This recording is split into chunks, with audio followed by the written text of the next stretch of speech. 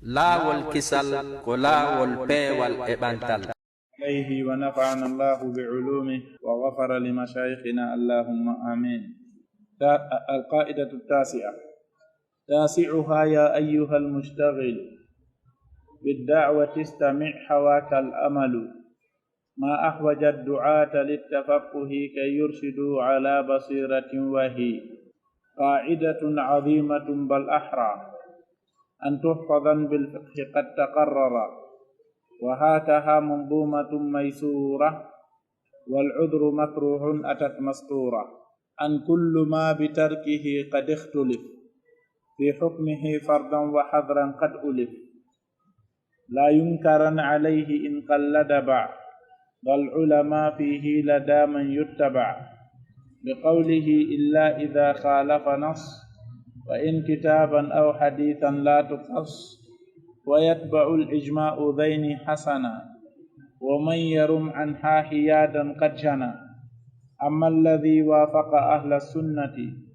مجتهديهم لا يلم البتة لأنهم أهل اتباع لا هوى والحق معهم دواما لا سوى والقصد بالإنكار إنكار الحرام والنصح والإرشاد كله يرام إذ ذاك مطلوب فشرعنا اعترف فالنصح والإحسان فضل يحترف وكل ذا ينات في باب العمل كذا القضاء لا غيره فليحتمل لكنما الإفتاء حذرا ينكر على الذي بالشاذ أفتى يحذر كذا بمرجوح وأجمعوا على منعهما يا صاحب ممتثلا فالواجب الإفتاء بالمشهور مستندا والراجح المذكور وقد أتى بمثله النابغة ختامها بقوله كن نابغة ولم يجز تساهل في الفتوى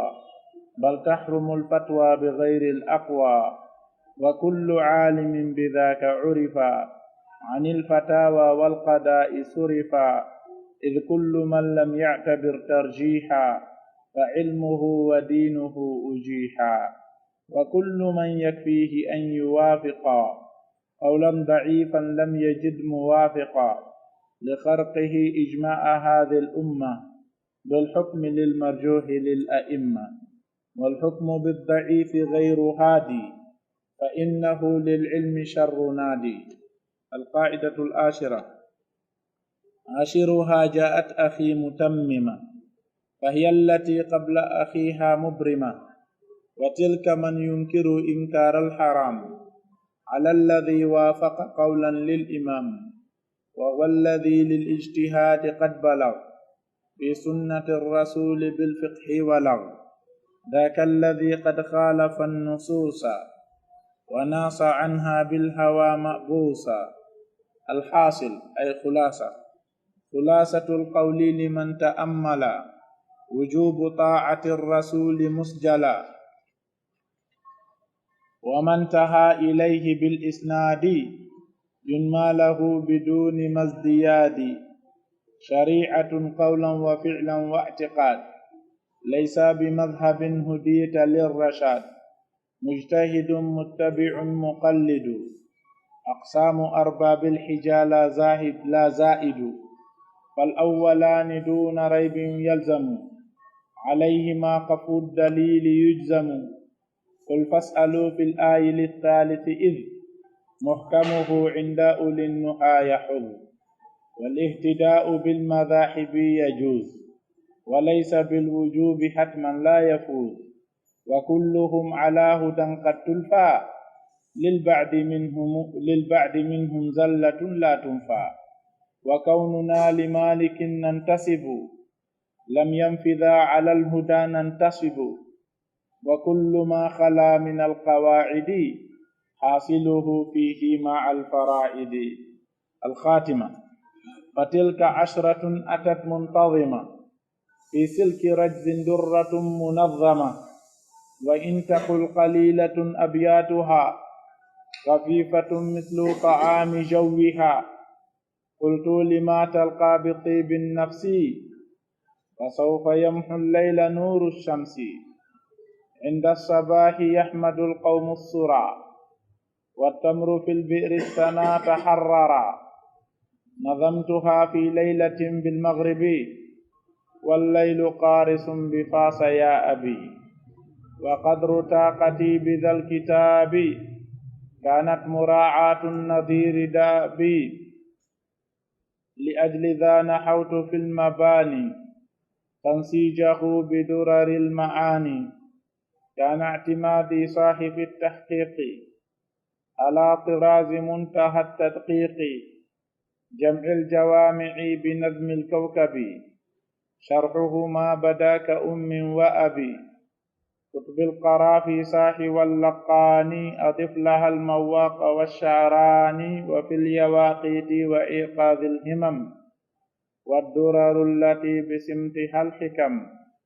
وناقلا طورا عن الأجهور وتارة في الكوكب المنير معتمدا صاحي على المذاهب توقع أن تلفى بكل ذاهب لم يبق للسوى حديثا يذكر أين السحى إذا تجلى القمر وإن ترد معرفة الذي قرد مستنظما النثر الذي له اعترد محمد باسم بسمي الفتى باسم أبي شحرت والثناءة الفوتوي الماسوي الماموي سنبلكوي المنتمى والسرقوي ولينأتف عليه ديني مدمري المالكي السلفي الأثر. هذه خاتمة. إلى هنا كان انتهى المسير من رحلة اليراء والتهدير قد مالت الشمس وقدت للغروب بانت سؤاد لاستمالة القلوب وردت العقود للأجياد واعترفت فتل ذوي الأيادي يا نفس قولي رب زدني علما وجنب النسيان قلبي وهما ونور القلب بنور العلم وسرعة الإدراك آل الفهم واستر عيوبي واغفرا زلاتي وسهلا لي كل صعبياتي ولا تذر لحاسد في عرضي مثل دبيب النمل أي من عبدي وهمتي فوق الثريا ويرى من رامني بالسوء من تحت الثرى ونجني من فتنة الفساق وصحبة الأشرار والنفاق وباركا في الأهل والأولاد والمال داوم صحتي للزاد علته شمس الدهى تبدي الهدى والمهتدي بها سلنه أبدا والحمد لله على حسن الختام في البدء والتبييد في هذا النظام ثم الصلاة والسلام أبدا لأشرف الرسل الكرام أحمدا وآله وصحبه ومن تلا والأصل في الفائل أن يتصل.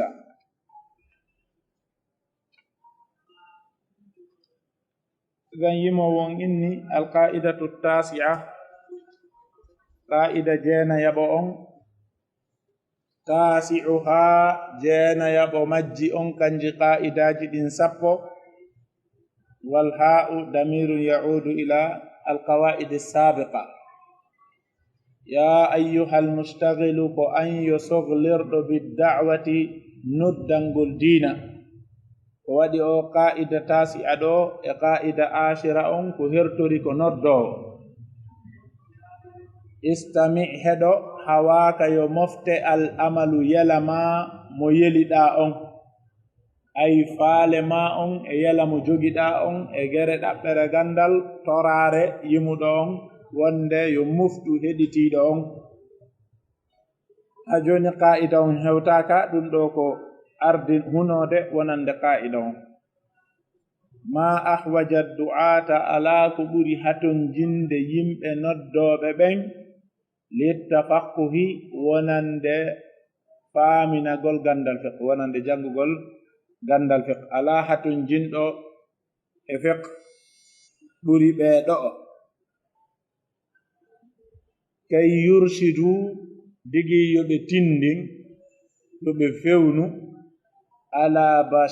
ala basiratin e hoore gandal ay neɗɗo noddanowo diina ko ma o wona gooto e yimɓe tato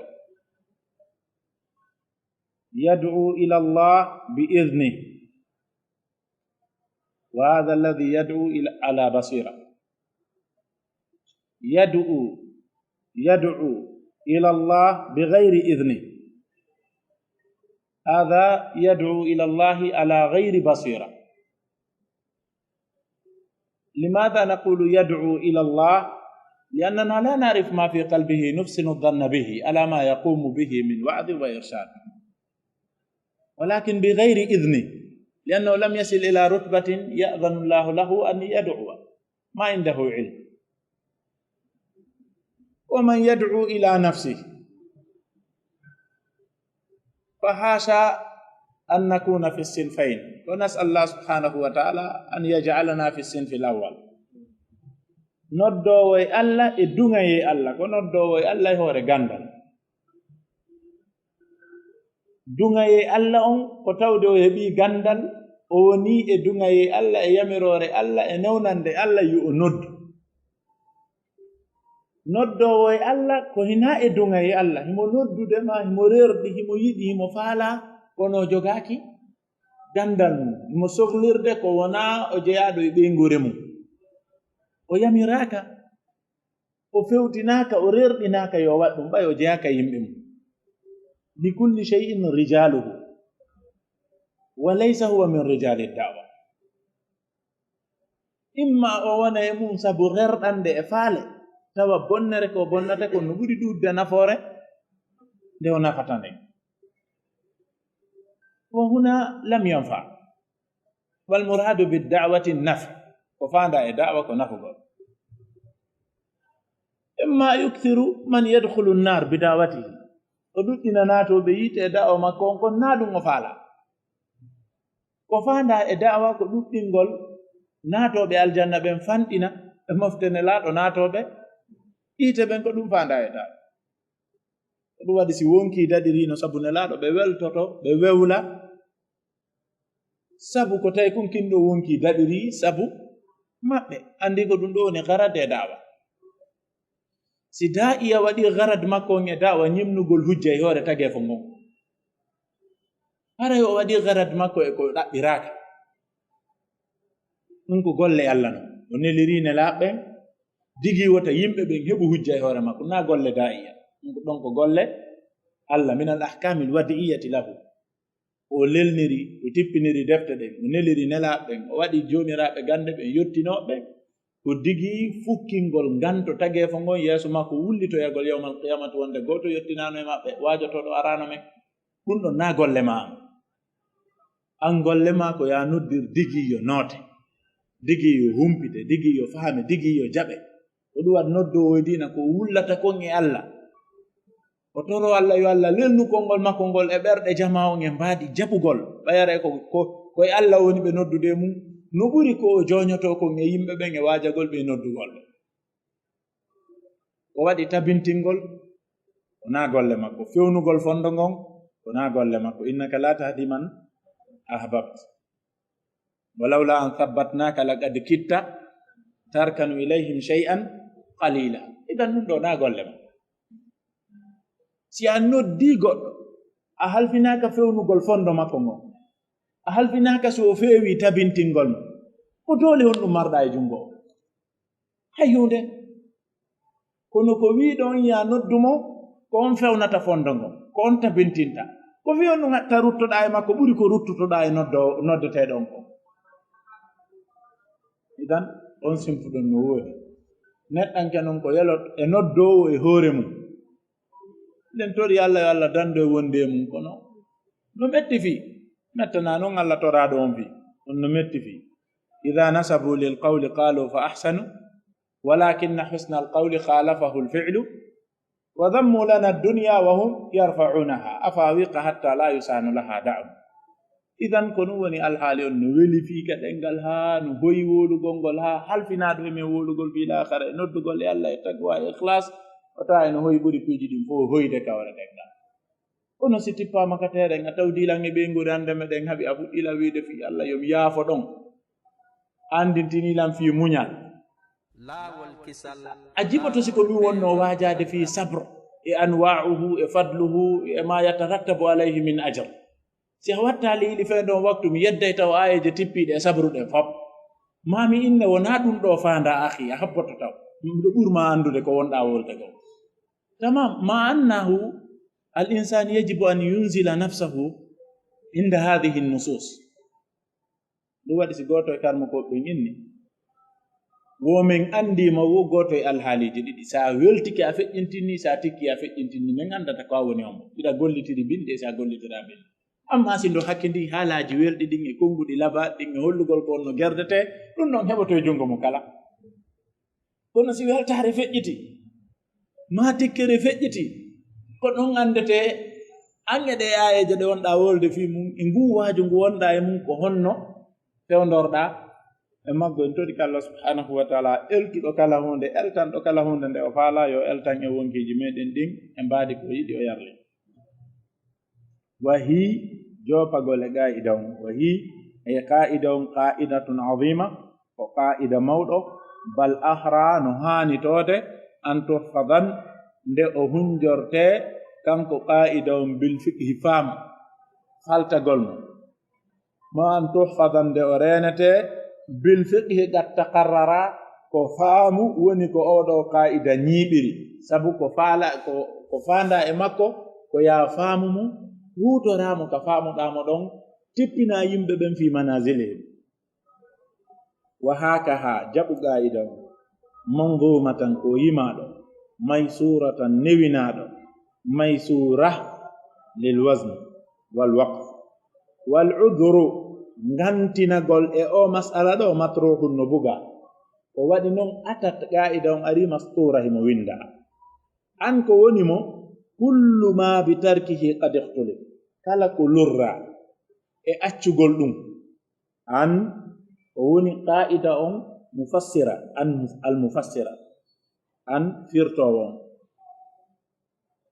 an afidu alayna an ko woni noddan ɗum afidu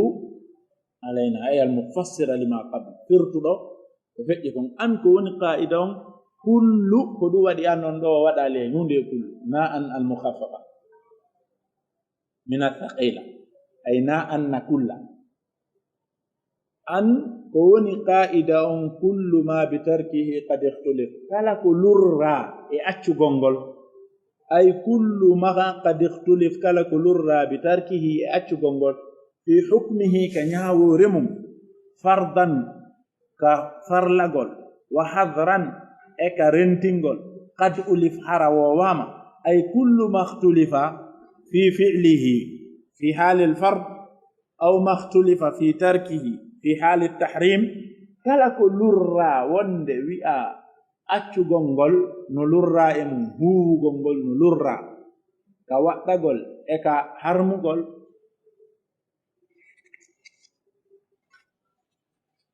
la yunkaran alayhi mo waɗi la yunkaran yeddetaake alayhi e makko kanko waɗɗo on in qallada si o ñembini ma o ñentini ba'da al ulama yogay joomiraɓe gande ɓen fiihi e konko waɗi goɗɗo innawo masala ɗo no harmi huwetaaki fiw karmo ko jogo yi'a no dagi wa hada nadir wa andaru minhu ɗum ɗo no fanɗi woɓɓe inna no harmi woɓɓe inna no dagi no woodi kon no fanɗi ko ɓuri ɗum ɗo fanɗude ko woɓɓe yo wi'u no harmi woɓɓe inna no waɗɗi howugol ɗum ɗon andaru sey ɓuri jasude piiji ɗin ko woodede kono wi'ugol no harmi e no dagi ɗum ɗon no woodi kon no fanɗi Abu Hanifa wi'i no dagi yo sonnajo mo tawata naaji o yo resin hoore makko yo o resin hoore makko hayyo jumhur no yi'i no harmi yo sonnajo resin hoore mum ko arda e waliyu hadi min an-nawadir oɗa wi'an dagi oɗa wi'a no harmi tawa on masafa ɗum fof no woɗɗiti hakkunde maɓɓe ko won ɗum ɓuri ɗuuɗude ko wi'owo no harmi e wi'owo no aña e wi'owo masala on no waɗɗi wi'owo himo yiɗa ɗum ɗo no ɗuuɗi moƴƴa ka sariya hella ka yamirooje no fanɗi haa fanti yo masala aruɓe na himo waɗɗi goɗɗo ara inna no dagi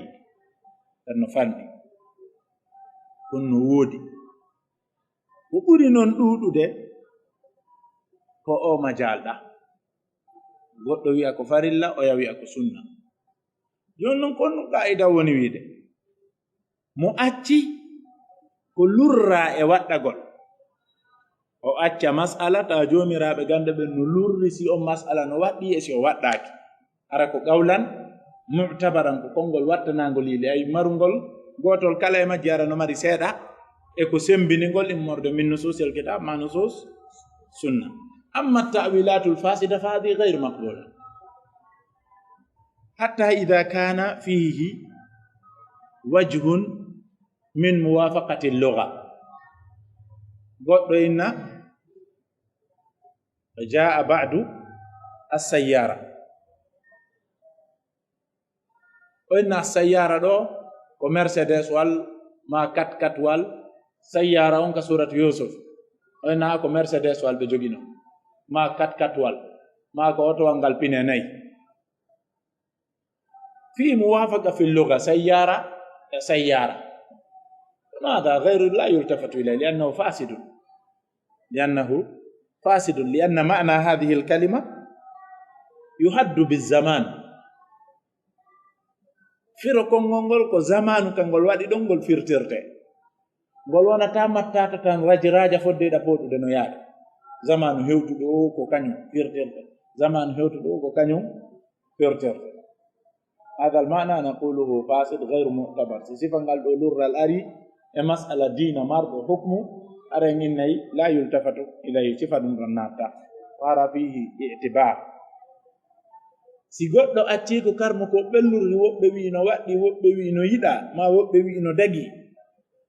ما او وادي كو لور راسي نو هارمي وبيني نو هارمي وبيني نو انيا وبيني نو دغي غودو وادا دوم لا ينكرن عليه لور يدتاك او يدتاك كانكو وادو كوغانغال in qallata si o ñembini ba'da al ulama yoga e joomiraaɓe gande fiihi e nden hunde nde o huwi ɗon lada man yuttaba bi qawlihi ka jokketeɓe konngol mum ɓen ay tarmakoɓe qirraɓe fewitoraɓe konngudi mum jokketeɓe ko ɓe yewti harak ngol ɓe yewtingol kadi no mahi e hoore dalil si wona illa idha khalafa nas wa in kitaban aw hadithan la tuqas si wona harawlundiki i'al si wonu non ko deftere Allah nden ma ko hadithaji nelaɗo sallallahu alaihi wasallam nin haray ɗum ɗon taƴetaake la tuqas taƴetaake wi'e sendindire hadith e sunna nelaɗo sallallahu alaihi wasallam so tawi woni nas lundande ne wi'a sunna wasala ilayna ala tariqi al ahad ko hewti en ko goto e ɗiɗo e tato filli ليس فيه قوة أما القرآن متواتر فهذا أقوى وهذا لا فرق بينها ويتبع الإجماع جوكتو إجماع أم ذيني إيدو مسألة جديدة حسنا كمؤجل كهبقل درجة مؤجنة digi yo yotto e daraja deftere Allah nden e sunna nelaaɗo sallallahu alaihi wasallam ay si woni joomiraaɓe gande ɓen ƴirritaaɓe konngudi mum si ɓe lurri e huunde ka waɗɗagol mayre goɗɗo acciinde lurraande wonde no waɗɗi ma ɓe lurri ka harmugol mayre goɗɗo waɗiinde hunde wi'ande no harmi o tigi yeddetaake huuwuɗo on waɗetaake inkaar e mum tawi woni himo ñentini yoga e joomiraaɓe gande ɗirritanaaɓe gandal jokketeeɓe konngol mum si wonaa hara on karamokojo mo lundi deftere Allah nden maa himo lundi sunna nelaaɗo on yom mas'ala maa himo lundi ijma wa man yarum anha hiyadan kala ɗaɓɓuɗo e o mas'ala ɗo selugol qad jana haray o bonni honɗum noon wa man yarum kala ɗaɓɓuɗo anha hiyadan ay hiyadan anha selugol nassul kitabi ma nassu sunna ma al ijma qad jana haray o bonni o faggitike bone amma on waafaqa hawruɗo ahla sunnati yimɓe sunna ɓen mujtahidihim hewtuɓe maɓɓe darajatul ijtihadi ɓen laa yulam o feletaake albattati few li annahum ahlu ittiba' sabu ɓen non karamokoɓe joomiraaɓe gandal yottiiɓe darajatul ijtihadi immorde ahlu sunnati wal jama'a ahlu ittiba'in ko ɓe joomiraaɓe jokkugol sunna nelaaɗo sallllahu alayhi wa sallam laa hawa wonaa ɓe jokkuɓe beleeɗe walhaqqu ma'ahum tuma wo kala a tawayji ɓe wondi e goonga walhaqqu goonga on ma'ahum no wontidi e maɓɓe ka ɓe liijori wo ɓay ko dalil woni ko ɓe sembinorta ko ɗum woni ko ɓe jokkata dawaman e duumum nde laasiwa wonaa tan mum a tawdataɓe e meere e hoore faandunde wal qasdu konnu noon faanda bil inkari yeddugol huuɗo ko lurrano harmi ma ɗum yeddugol accuɗo ko lurrano waɗɗi konnu faanda yeddugol ngol inkaral haram ko yeddirgol mo wa huuɗo ko harmi inkara al haram ko yeddirgol mo wa huuɗo ko harmi ɓe nganndi si hunde fottama ɗo inde harmi goɗɗo yani e meɗen waɗa inkar ka kono noon si hunde nden lurrama tawi ko ahlu sunnati wal jamaa lurri e mayre mujtahidihim on waɗata inkar e makko was tawi woni o waɗu ko harmi ko fotta e hoore mum no harmi khassatan ida kanat almas'ala ijtihadiya liannahu ida lam yakun alshakhs mukhalifan lilkitabi aw alsunna aw alijma falmas'alatu ijtihadiya anda sen faltunde si woni kuugal ngal gallundaki i'al deftere Allah nden ma i'al sunna nelaaɗo on hara masalan ko ɗum to ijtihadiya ɗum ɗon o wawas ko ennugol ijtihad kaari ko fenade ko ijtihad kaari woni ko ma selle ijtihad kaari jokkon ijtihad kaari wa ma'lumun fi alqawaid alfiqhiyya anna alijtihad la yunqadu bil ijtihad bonnirtake ijtihad on suma imowon inni wan nushu laaɓar reedu wal irshad e tindingol kulluhu dendanangal ɗi yuram no ɗaɓɓa si goɗɗo acci ko lurra hino waɗɗi hiɗa wawi mo laaɓande reedu yo waɗu hiɗa wawi mo tindinde yo waɗu mal farqu bayna al inkar wan nus mal farqu bayna al inkar wan nus on bo waɗantay mo haawala ko on ɗum sendidiri hakkunde inkar e nusku naam kampani kon inkar o aray filugol mo ko ɗum waɗani amma nusku aray ko rerɗingol mo yo waɗu mañi mana ɓeɗo ɓe waɗani en ɗo bayna al itab wa targhib ɗum ɓe firani en ɗo al itab wa targhib as-su'alu fi al-mashriq wa jawabuhum fi al-maghrib wala yulamu alayhi wa huwa fi al-maghrib al-an naam man akhar ko ɗum sendi hakkunde inkar naam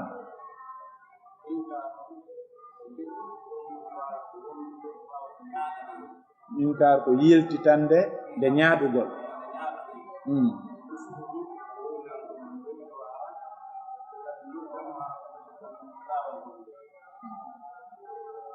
تمام هم كدي آخر نعم شيخ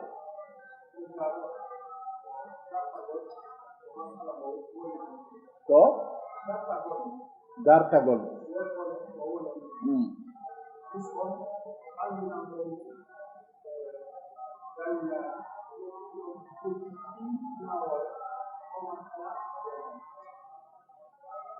تمام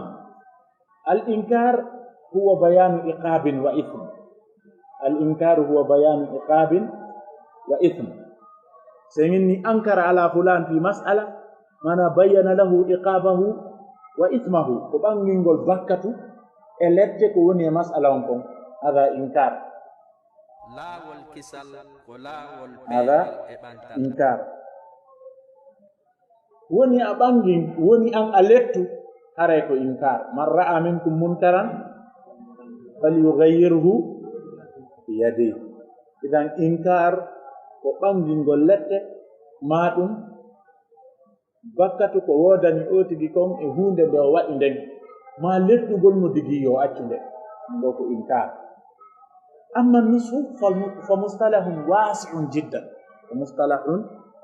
واسع جدا الدين النصيحة قلنا لمن فهذا المصطلح واسع مصطلح ياجد مدى لا بريد لا بريد نوانا ترغيب وبيدو ماك نوكو ناني ريردينغول نوانا بيان الثواب أكثر الثواب فانجنغول كون يريد ببراجي نوانا ورع ريناري سلور رامه دكاري نهارمي مانو أنيا وقتو waɗi yawmal qiyamati sa tawoy no harmi a waɗali sa tawoy aña ko khilaful akhlaq waɗugol ko ɓurno moƴƴude accugol anangetake a yona hada al mawtin yakunu bayanul wara so ɓe inni en ɗo hunde no dagi woɓɓe inni en nden hunde no aña kon no renar nen kon no ñawata o yaha accu fam sa yehi yawmal qiyamati tawi no dagi a felete fi ko a waɗano ko dagi sa tawi koko aña accuno a waɗaali accuno a waɗaali ko wan noon si hunde wiyama no harmima no dagi inna halas al an wara'i yaktadi an atruka kullahu liannani ida wajadtuhu yawma alqiyamati haraman alhamdulillah lam afalhu laysa alayya ithmun wala iqab fa in wajadtuhu mubahan la waqab wala tarki mubah فإذا اختلف في مسألة قالوا واجب وقيل إنه مباح نوأتي ندقي طيب أنا أفعله الورع يقتدي أن أفعله رينار ننكو نياواتك ميهو سلور راما نوأتي ندقي ميهو نتهو يوم القيامة نوأتي الحمد لله نوأتنا نيابا براجي مني سمتهو يكوكو دقي إلا تتاكي في ملواتي دقي سميابا البراجي من دون أباكت مسابي سمينا مكو سنة ما ندقي الورع أن أفعله ليس الفتوى أن تفتي به فرق بين الفتوى والورع الورع هو أن تؤدب نفسك في الفعل نيا هور ما يكوغل والفتوى هو أن تخبر عن الله وعن رسوله في الإخبار عن الله وعن رسوله لا بد من اليقين والدليل فيه وأما أن تتورع أنت فهذا شأنك بينك وبين نفسك بيني ونكارك وسنة بيني ونكارنو يدا خلاص أنا أفعله فإن وجدته سنة فلي أجرها وإن وجدت ذلك مباحا فليس علي إقاب وليس علي أي شيء kedua si yumawon inni wan nushu la barredungal fi goddo acci wi ama la yunkaru alayhi ko fanda inkarun ko inkaral haram ruttataake wo waddo ko harmi kono non labangol mo reedu o acci ko lurrasi no waddi piyen kaari men to rega min jeji mo enen kaari ko dum lorrete sa wadi dum o wi'a hunde lorrata min jeji ma wadi anditi renare ko woni dum anditi dimu ko woni dum anditi hunde kaari andi do ngalaba ne moni de do alamo inno de o lettoyte yawmal qiyamah anditi kambaji di Allah kambiye dum anditi ne laado ko kambani dum hada inkar laysa bi nafsi hada inkar sa andintini mo lette ko nemu sunno yede yawmal qiyamah e wade de hunde kaari e lettiro yede angal yu hada inkar hada laysa bi nafsi amma nus laysa fiha kalimatu iqab wala ithm wala arerdina non wala moƴƴereje ko nande sifa non tuji kulluhu ɗum ɗo fof yuramno ɗaɓɓa e o nde toɓɓere ɗo idhaka tawde ɗum ɗon laaɓal reedu matlubun no ɗaɓɓa fa shar'una dina men kan i'taraf ɗirre tike laaɓal reedu ay i'tarafa bihi fannushu laaɓal reedu wal ihsanu e feññingol moƴƴagol fadlum ko ɓural yohtaraf meccinortengal waawugol laaɓalngol goɗɗo reedu e moƴƴagol e goɗɗo holla no yiɗi moƴƴere makko ɗum ko mecce ko meccinorte sa wowtaali a waawaali a ekkitaaki a waawɗa a waata waɗande goɗɗo sabu si daa'i a maɓɓike nafsi no warri to yo yow falyadhab ila aljahim laysa laka dhahabuhu laysa bi amrika yawma alqiyama la tus'al an shay la yunaffadhu awamiruk fa anta abdun yawma alqiyama la tus'al an shay لماذا تقول فليذهب إلى الجحيم؟ هذا ليس من شأنك أنت. إذن كدوا دي نص إرشاد إيدو ينتن كأتوها وواوان دوي وأنك دي نص أبرد نايهوري منبر ما كنين وطدو مفالجي عندك ونداول هذا ليس بنص. النص في واد وأنت في واد آخر. هذه فضيحة ويرتو قلقوتو وتجي عندك من ستر مسلما في الدنيا ستر الله. garanti din ko mbuguri سترك للمسلم قد يكون رياء أليس كذلك؟ والرياء كذب لأنه مظاهرة بصورة صادقة وأنت كاذب. هو أن تظاهر كنت فيني نورتا ينبادي قنقود وتاوكو ثنا دول.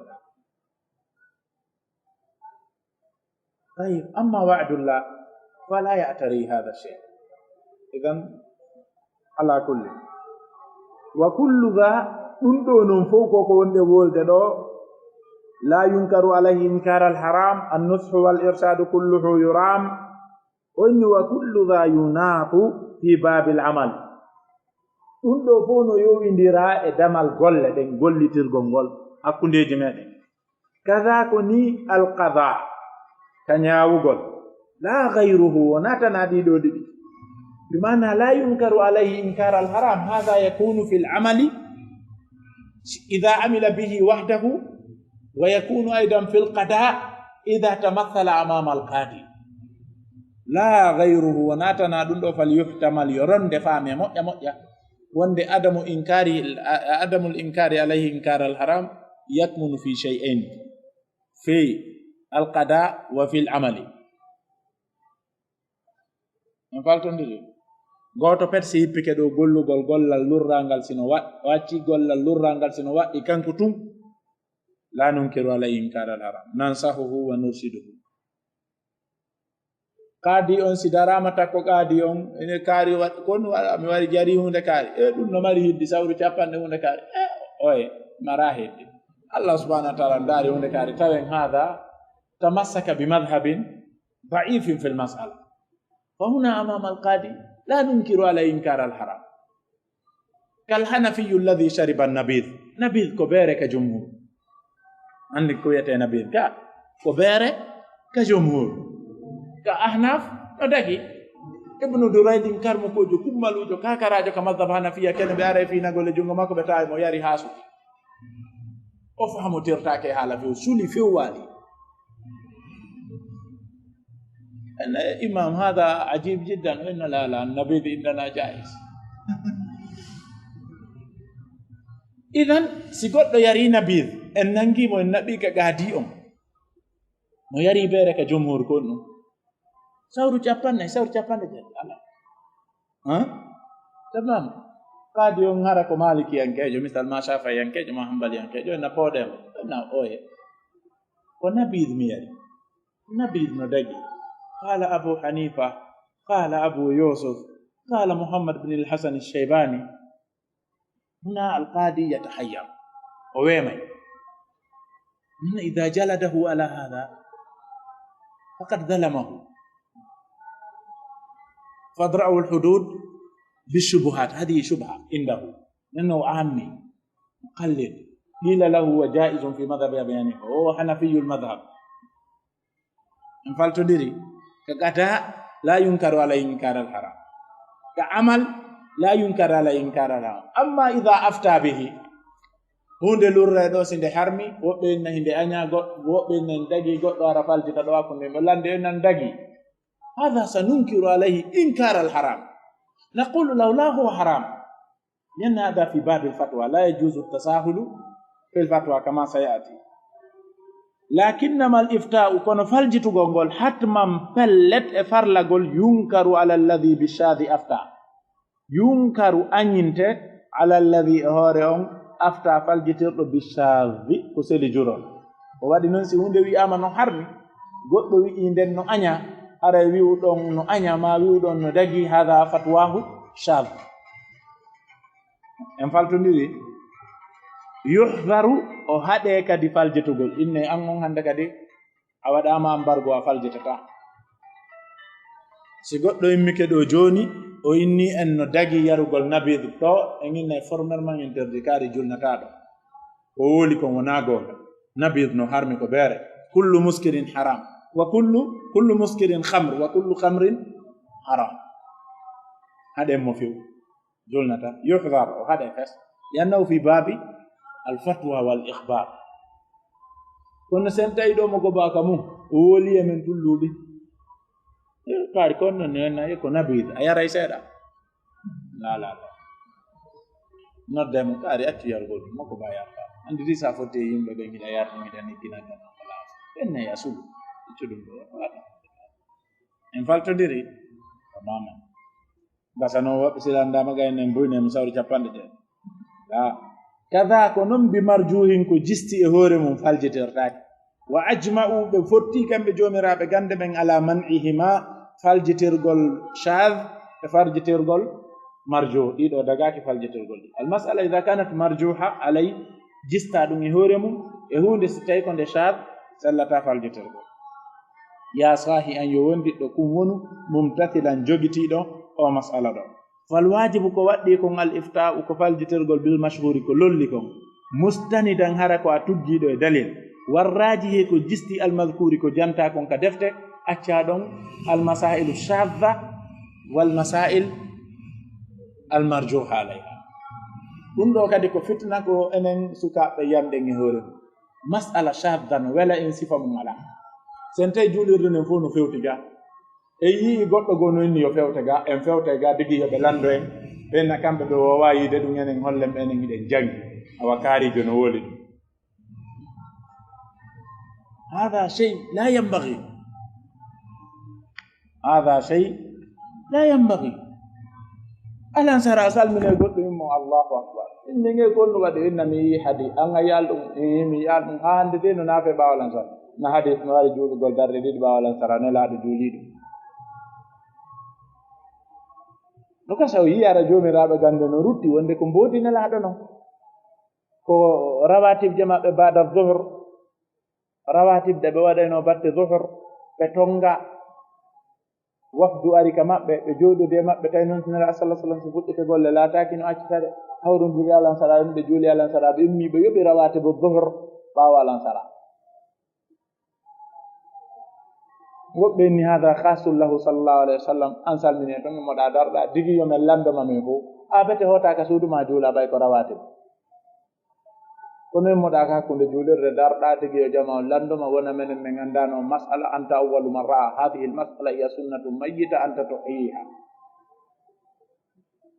alayka bi qawli aljumhur ya'simuka min alshududi walghurur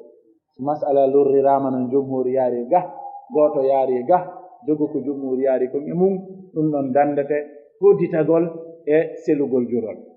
waɗi noon hodditagol no heewi e masailji ɗi tata ɗin ko goto e ɗiɗo pete jomiraɓe gande ɓen wooli ɗi idan ko alwajibu lifta bilmashhuri mustanida warrajihi almadhkuri wa qad ata bimithlihi annabiga khitamuha biqawlihi kun nabiga wa qad ata abdi bimithlihi sifa nde yewtorde yewɗen ɗo annabiga ashinqiti karmo ko joyteɗo nabiga ashinqiti winduɗo deftere ma yu'tamadu alayhi fi lmadhab almaliki min alkutubi wal aqwal manduma labaɗo khitamuha timmode o qa'ida ɗo bi qawlihi ko konngol makko ngol kun wonu nabiga jon haqqille ɓendiɗe jojuɗo honno won ɗum o yiiɗen waɗi hakkunde laañe gimi makko ɗin walam yajuz dagaki tasahulum welsinagol fil fatwa ka faljitugol bal ko woni tode tahrumu no harmi alfatwa bal tahrumu alfatwa bi gayri al aqwa bal ko woni haqiqa tahrumu no harmi alfatwa faljitergol bi gayri al aqwa so wona ko ɓuri sembude kon wa kullu alimin kala gando bi dhaka faljitirgol ko hina ko ɓuri sembude kon urifa o andira anil fatawa wal qada'i surifa o woncitete anil fatawa gay faljitugol wal qada'i ñaawugol gan so woni neɗɗanke andirama ɗaɓɓitugol ko ñoli kon e maagol e ko seli e jurol kon o accintinte faljitugol o accintinte ñaawgol o poɗɗine ɗum ɗum few wa kullu alimin bi dhaka urifa ay al ifta bi gayri al aqwa anil fatawa wal qada'i surifa ay surifa anil fatawa wal qada' إذ كل من لم يعتبر ترجيحا إذ تود كل كلا من لم يعتبر موتناله لترجيحا نكو جستكم فعلمه غندل مكونغال ودينه دين مكوكم أجيحا دي واتاما جاني دي واتاما جاني أي غير نافع واتنام فيو كلا متاتا ناهم مامو ويأتي مسألة جستو دين وإلمكو لدو دون دوكم دين مكو غندل مكارنوان جاني طيب وكل من يكفيه كلمة تاتنو ينادون أن يوافق عند هورنديرتا قولا كونغول ضعيفا لونغول kala neɗɗo mo tata ko himmi mo ko yo taw ɗum ko waɗi ko no windi ta ko ɗum ɗo tun himmi mo woni ko windi ko ɗum selli masallah ma woɓɓe men sino lurrede addi ka windi o tawi goto yo addu ko windi ɓuyɗo windi ko sella yo addi dalil ekfi نختلف على المسائل ولا نختلف على الأشخاص ساجانتي goɗɗo ka windi yare ajanti mo inde winduɗo on parce que goɗɗo windi fa yumkin an yaktuba kadiban shamsu ma'ruf ko winda ɗum kano ko winda ko lorrirɗo yimɓe o tawi no goɗɗo yo addane ko windi yo addane o selli yo addane dalil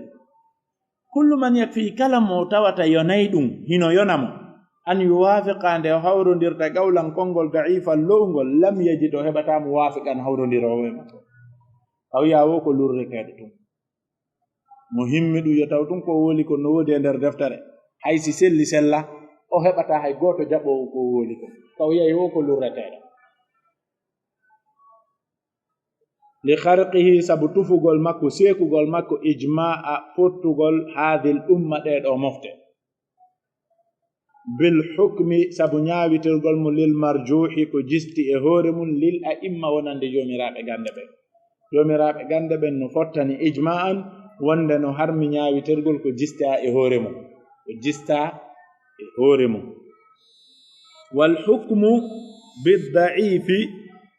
ñaawitirgol ko lo'i gayru haadi ɗum fewnata neɗɗo naɓirɗamo yeeso mo yahi pala goto yeltike pala ɗiɗi on neɓay sottali yaha yeeso pala goto yeltitoɗa ɓaawo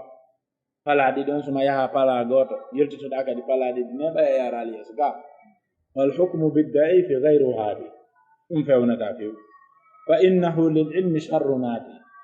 fa innahu ñaawitirgol ko lo'i lil ilmi wonande gandal ngal sharru ko ɓuri bonde naadin jonde naadi jamuhu andiya al andiyatul ilmiya jonde gande ɗen en faltondiri e o qaida ɗo hulasa makko on anna man fa'ala maktulifa fi tahrimihi aw taraka maktulifa fi wujubihi fala yunkaru alayhi inkara al haram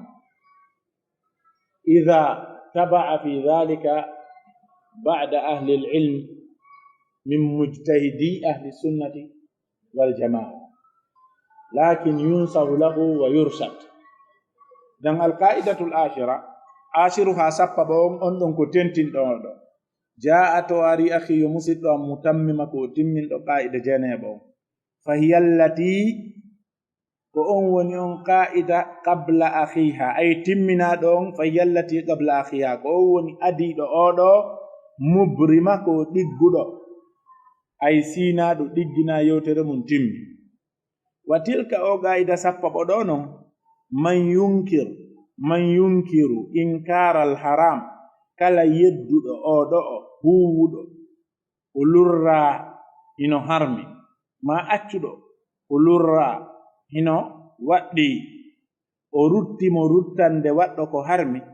alalladhi wafaqa qawlan lil imam o rutti ɗum on hawrondirɗo konngol e konguɗi almamiɓe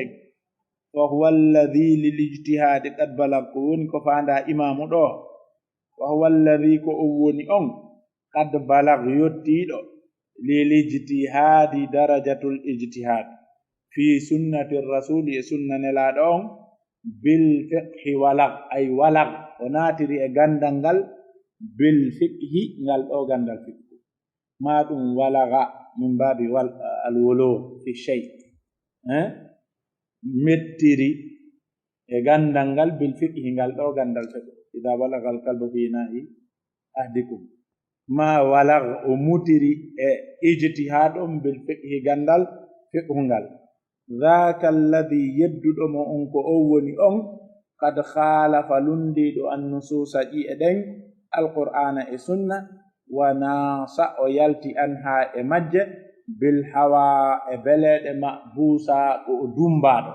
mabusan bil hawa ko o dumbiraɗo beleɗe mafhumu qa'ida on wonde kala ruttuɗo neɗɗo accuɗo ko lurrahino waɗɗi ma huwuɗo ko lurrahino harmi o rutti mo ruttande waɗɗo ko harmi tawi woni o ruttaɗo ko jokkuɗo konngol almamijo rottiɗo darajatul ijtihadi sunna nelaɗo e fiqhu aray kanko ruttuɗomo on ko lundiɗo nususul kitabe e nususul sunna ɓay ko deftere Allah nde yamiri jokkugol jomiraɓe gande ɓe ko sunna nelaɗo yamiri jokkugol jomiraɓe gande ɓen haɗa koye ngal damal ɗo woni accuɗo deftere Allah nden e sunna nelaɗo sallllahu alayhi wa sallam alhasil ko noni khulasa e ɗi gayidaji sappo khulasatul qawli ko barkiɗi e konngol kon liman ta'ammala wonande on taskiɗo wujubu ko waɗɗagol ta'atir rasuli ɗoftagol nelaɗo musjala few e dendanangal alhaaliji ɗin fi awamirihi wa nawahihi wonde ɗiɗi ko laaɓi kon e nder ɗi ka'idaji wa man taha ilayhi kala ko yottoroyi e nelaɗo bil isnadi sanadu ɓoggol yunma lahu dambete nelaɗo tan yunma lahu ko nelaɗo tu woni ko dambete mum biduni masdiyadi ko alda wo e ɓeydugol ay kala ko hewtiroye nelaɗo sanadu ada yusnadu ilayhi ko nelaɗo dambete mum dambetake e madhabu wo wiyetake ko madhabu malik ma ko madhabu shafii ma ko madhabu abu hanifa ma ko madhabu kari yunma lahu dambete nelaɗo biduni masdiyadi ko alda wo e ɗaɓɓugol ɓeydade shari'atun kala ko damba e nelaɗo ko sariya wiyete qawlan ka konngol wa fi'lan ka kuuɓal wa atiqade ka finde laysa bi madhabin wona madhabu wo hudita yo Allah fewne lirrashadi faade e pewakal tayyib ko honɗum woni ko barkiɗi e konngol e ɗi ka'idaji wonde aqsamu arbabil hija fecce joomiraɓe haqqillaji ɓen mujtahidun ko tinniɗo ewtuɗo darajatul ijtihad muttabi'un jokkuɗo ñentinɗo anduɗo dalil selluɗo e mo sella ma anduɗo ka dalil woni ma anduɗo konngol marngol dalil e ngol mara muqallidu e ɗowotorowo ay ñembowo ko ɓeeɗo tato woni aqsamu arbabil hija woni pecce joomiraɓe haqqillaji ɓen la zaidu feccere ɓeydiɗe ala ko imma tawen e tagi fo ngon muqallid ñembowo tun ɗowitorowo imma tawen e tagi fo Allah ngon muttabi jokkuɗo ɗum koynen julɓe ɓe wonde wolde fimu imma tawen mujtahid man wasala darajata al ijtihad yastati an yastambita al ahkama min al kitabi was sunnati bi nafsi fal awwalani aram ɓe ɓendiɗo hombo hombo al mujtahidu wal muttabi duna raybin ko alta wo e sikke yalzamu no waɗɗi ɓeeɗo qafu dalili jokkugol dalil on yalzamu alayhima no waɗɗi ɓeeɗo ɗiɗo qafu dalili jokkugol dalil on yujzamu fiɓete fellite e hoore mum almujtahid la yajibu an yuqallida la yanbaghi lahu an yuqallida ahadan min shuruti sa'ili lmufti an la yakuna aliman kalmufti wa haythu kana mithlahu mujtahidan fala yajuzu kaunuhu muqallida sharti sa'ili lmufti no jeeya e sartiji landotoɗo mufti an yakuna muqallida amma idha kana mujtahidan fala yajuzu kaunuhu muqallida dagota ko yo arte hoore makko hande kadi muqallid goɗɗo yaaɗo ha yetto darajatul ijtihad o inna ana fi madhabi kada aw ana muqallid li madhabi fulan fima asabu fihi wa fima akhtau hada la yanbaghi liannahu inkarun linnima inkarun linnima allati wasala ilayha. Baik, qul fas'alu qul wi'u jangu fas'alu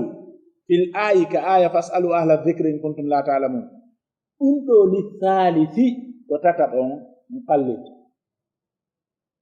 kene ɗiɗaɓon no naata ton dimnan kene tataɓon no naata ton haalan zamanan mi andaje balɗe ɗiɗaɓo almuttabi no naata ɗo dimnan muttabi kane no weema o lando oɗon gafaamo ɗo yiyaɗa dalil o yiyana ngol ɗo kangol kad dalil ɗo jiɓo andude gontumen ɓuri sembude o lando o yiyate ko ɗum ɗa ɓuri gisdude o naati fas'alu ahla dhikr mujtahid lande mas'ala min al mustajiddat tawa anda fus e mas'ala on ha hande o yaali o mustajidda nazila keso teppiɗo e yimɓe ɓen o faama fima yottiɗo daraja to ijiti landude mo fi orange money tawa wanda hunde orange money yon nagasi abbolan o nodda goɗɗo go mo miji kañum no faami fi orange money on nene kon num miɗa andi fi orange money on nayi kon nu yiɗa e ɗum wonna ko hunde kaari o noddi tawa yana ala kaarijo hunde kaari nani masala kaarijo dagi mano harmi mano aña mano yiɗa idan huwa sahara mukallidan ay fas'alu o naati fas'alu kono ko haalan ko yo waktu ɗon tum ko waɗi sallata yo yondinor ko ya yeetimo kon wacca ɗo wiɗagol kono ɓay ta'khirul bayani an waqtil haja haram ko ɗum waɗi so tongiti o ɗawa taw maayi doy ɗum taa koye riba woni mawo maaye mo sikkiti wona o suuɗi gandal hara no wodi laawol kayittere kono gila ka o jaabi ɗon no waɗɗimo ɗaɓɓitugol hande kadi wiɗagol ha o yaltidoye e hukmu hara wona o mahiɗo e hukmu arana so yaltidoy noon tawi o hawrondiri e oya o samman wata so yaltoy tawi mo wopodiri e oya fajtihaduhu la yankudu ijtihad al awwal walakin yajibu alayhi an la yattabi al awwal baltoniri o ɗum waɗi almujtahid dakhala haalan kanko o naati kono koye alhaali tawari yanay ɗin tum o naata almuttabi yadkhul dimnan kanko o naata e kene few almuqallidu dawaman kanko o naata e fes tooma mo nder ton fasalu ɗum salligi waari o jiɓi ko fasalu tamamu ye fasalu juulugol fasalu selli ha yo taƴo sujuudu so anda ko ɗum hikkotoɗo mum nene yo sujji ɗo ni kon mi waɗa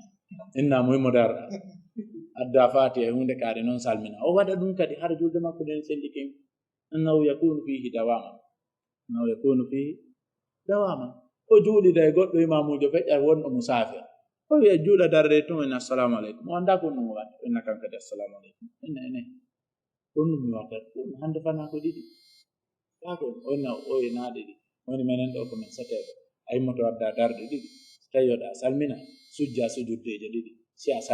salminali tawi a landi a salminali ɗum mo wadda ɗum darde ɗiɗi haala ma kam yadkhulu fi dimni ma yuslihu salat walakin tujbiruhu bi sujudi ba'da salat kono sellantamo yo yimmo ɗon o waɗa ijtihad enna ɗon joni mi yimmo mi adda ɗo ɗe tati mayo mi adda ɗe ɗiɗi mi warroyani ɗum ɗon wata hana id tawde muhkamuhu ko feeñi e ñaawore oɗo aya li annahu laysa min almutashabih huwa min almuhkam inda ulin nuha ka joomiraaɓe haqqille ɓen gande ɓen yahud no bangini ay tataɓo on koye ngosengo ɗo woni ko o liiƴete ko ɗo woni ko banginte koye ɗe bange ɗo o naɓete en faltodiri wal ihtida'u ko hedditi kon e gawayidji ɗin ɗum fof hande kadi no résumé wal ihtida'u feewitorgol bil madahibi madhabuji ɗin yajuz no dagi walaysa bil wujubi wonaali ko waɗɗina waɗɗaki jokkugol madhabu hatman e hoore waɗɗagol la yafuz wi'uɗo ɗum wo o maletaki e mum ɓayo heɓata sawaba kaw tippa e hoore mum wa kulluhum ɓe fop ala hudan ɓe hoore peewal qattulfa ay qattulfa pelletiɓe tawe ala hudan e hoore peewal e masail ji ɗi ɓe woodi ɗi lil ba'di minhum no wodani yoga e maɓɓe zallatum mortande laatum faande riwetake ko yiɗɗa ɗo imamujo o e imamuɓe jokkaɓe a tawa e woɓɓe maɓɓe no falji e masail ji go faljere nde wawetake riwede fas kono noon koye hoore peewal ɓe jumlatan walakin lil ba'di minhum zallatun la tunfa kono noon goɗɗo ka heɓi baraji o ta heɓuɗon bakkatu jeyaka e margol haqqilla ya heɓi bakkatu ka goɗɗo heɓi baraji kanko ijtahada wa akhta'a falahu ajrun wahidun نعم كمجد نمجانغا فاماد ماذا كبال ماذا تكتسب الآن أنت تكتسب إثما في موضع الذي تشتمه وجد فيه أجرا هذه من الحماقة ما طلب به الجنة فلا يدخلنك النار hunde sinde dabbirama aljanna an wotande naate na dum wara dayti wa kawnuna wonugol men mun ko yimmo wo woni wolude ma harako lending o faandi li malikin ko e madhabi ko imam malik nan tasibuni ko dambitiden e mum ay ko e malikiyankebe lam yanfida dum do riwal wonde alal huda ko e hore pewal nan tasibuni ko darden e hore ay wonugol men malikiyankeɓe ɗum riwata koye hoore peewal dari ɗen e hoore mum ɗum holla koyen bidayankeɓe ma koyen fasaga ma koyen fajara ma koyen jahala wa kawnuna li malikin lam tasibu lam yanfida alal huda nan tasibu al intisab ko daragol al intisab ko dambitagol askitagol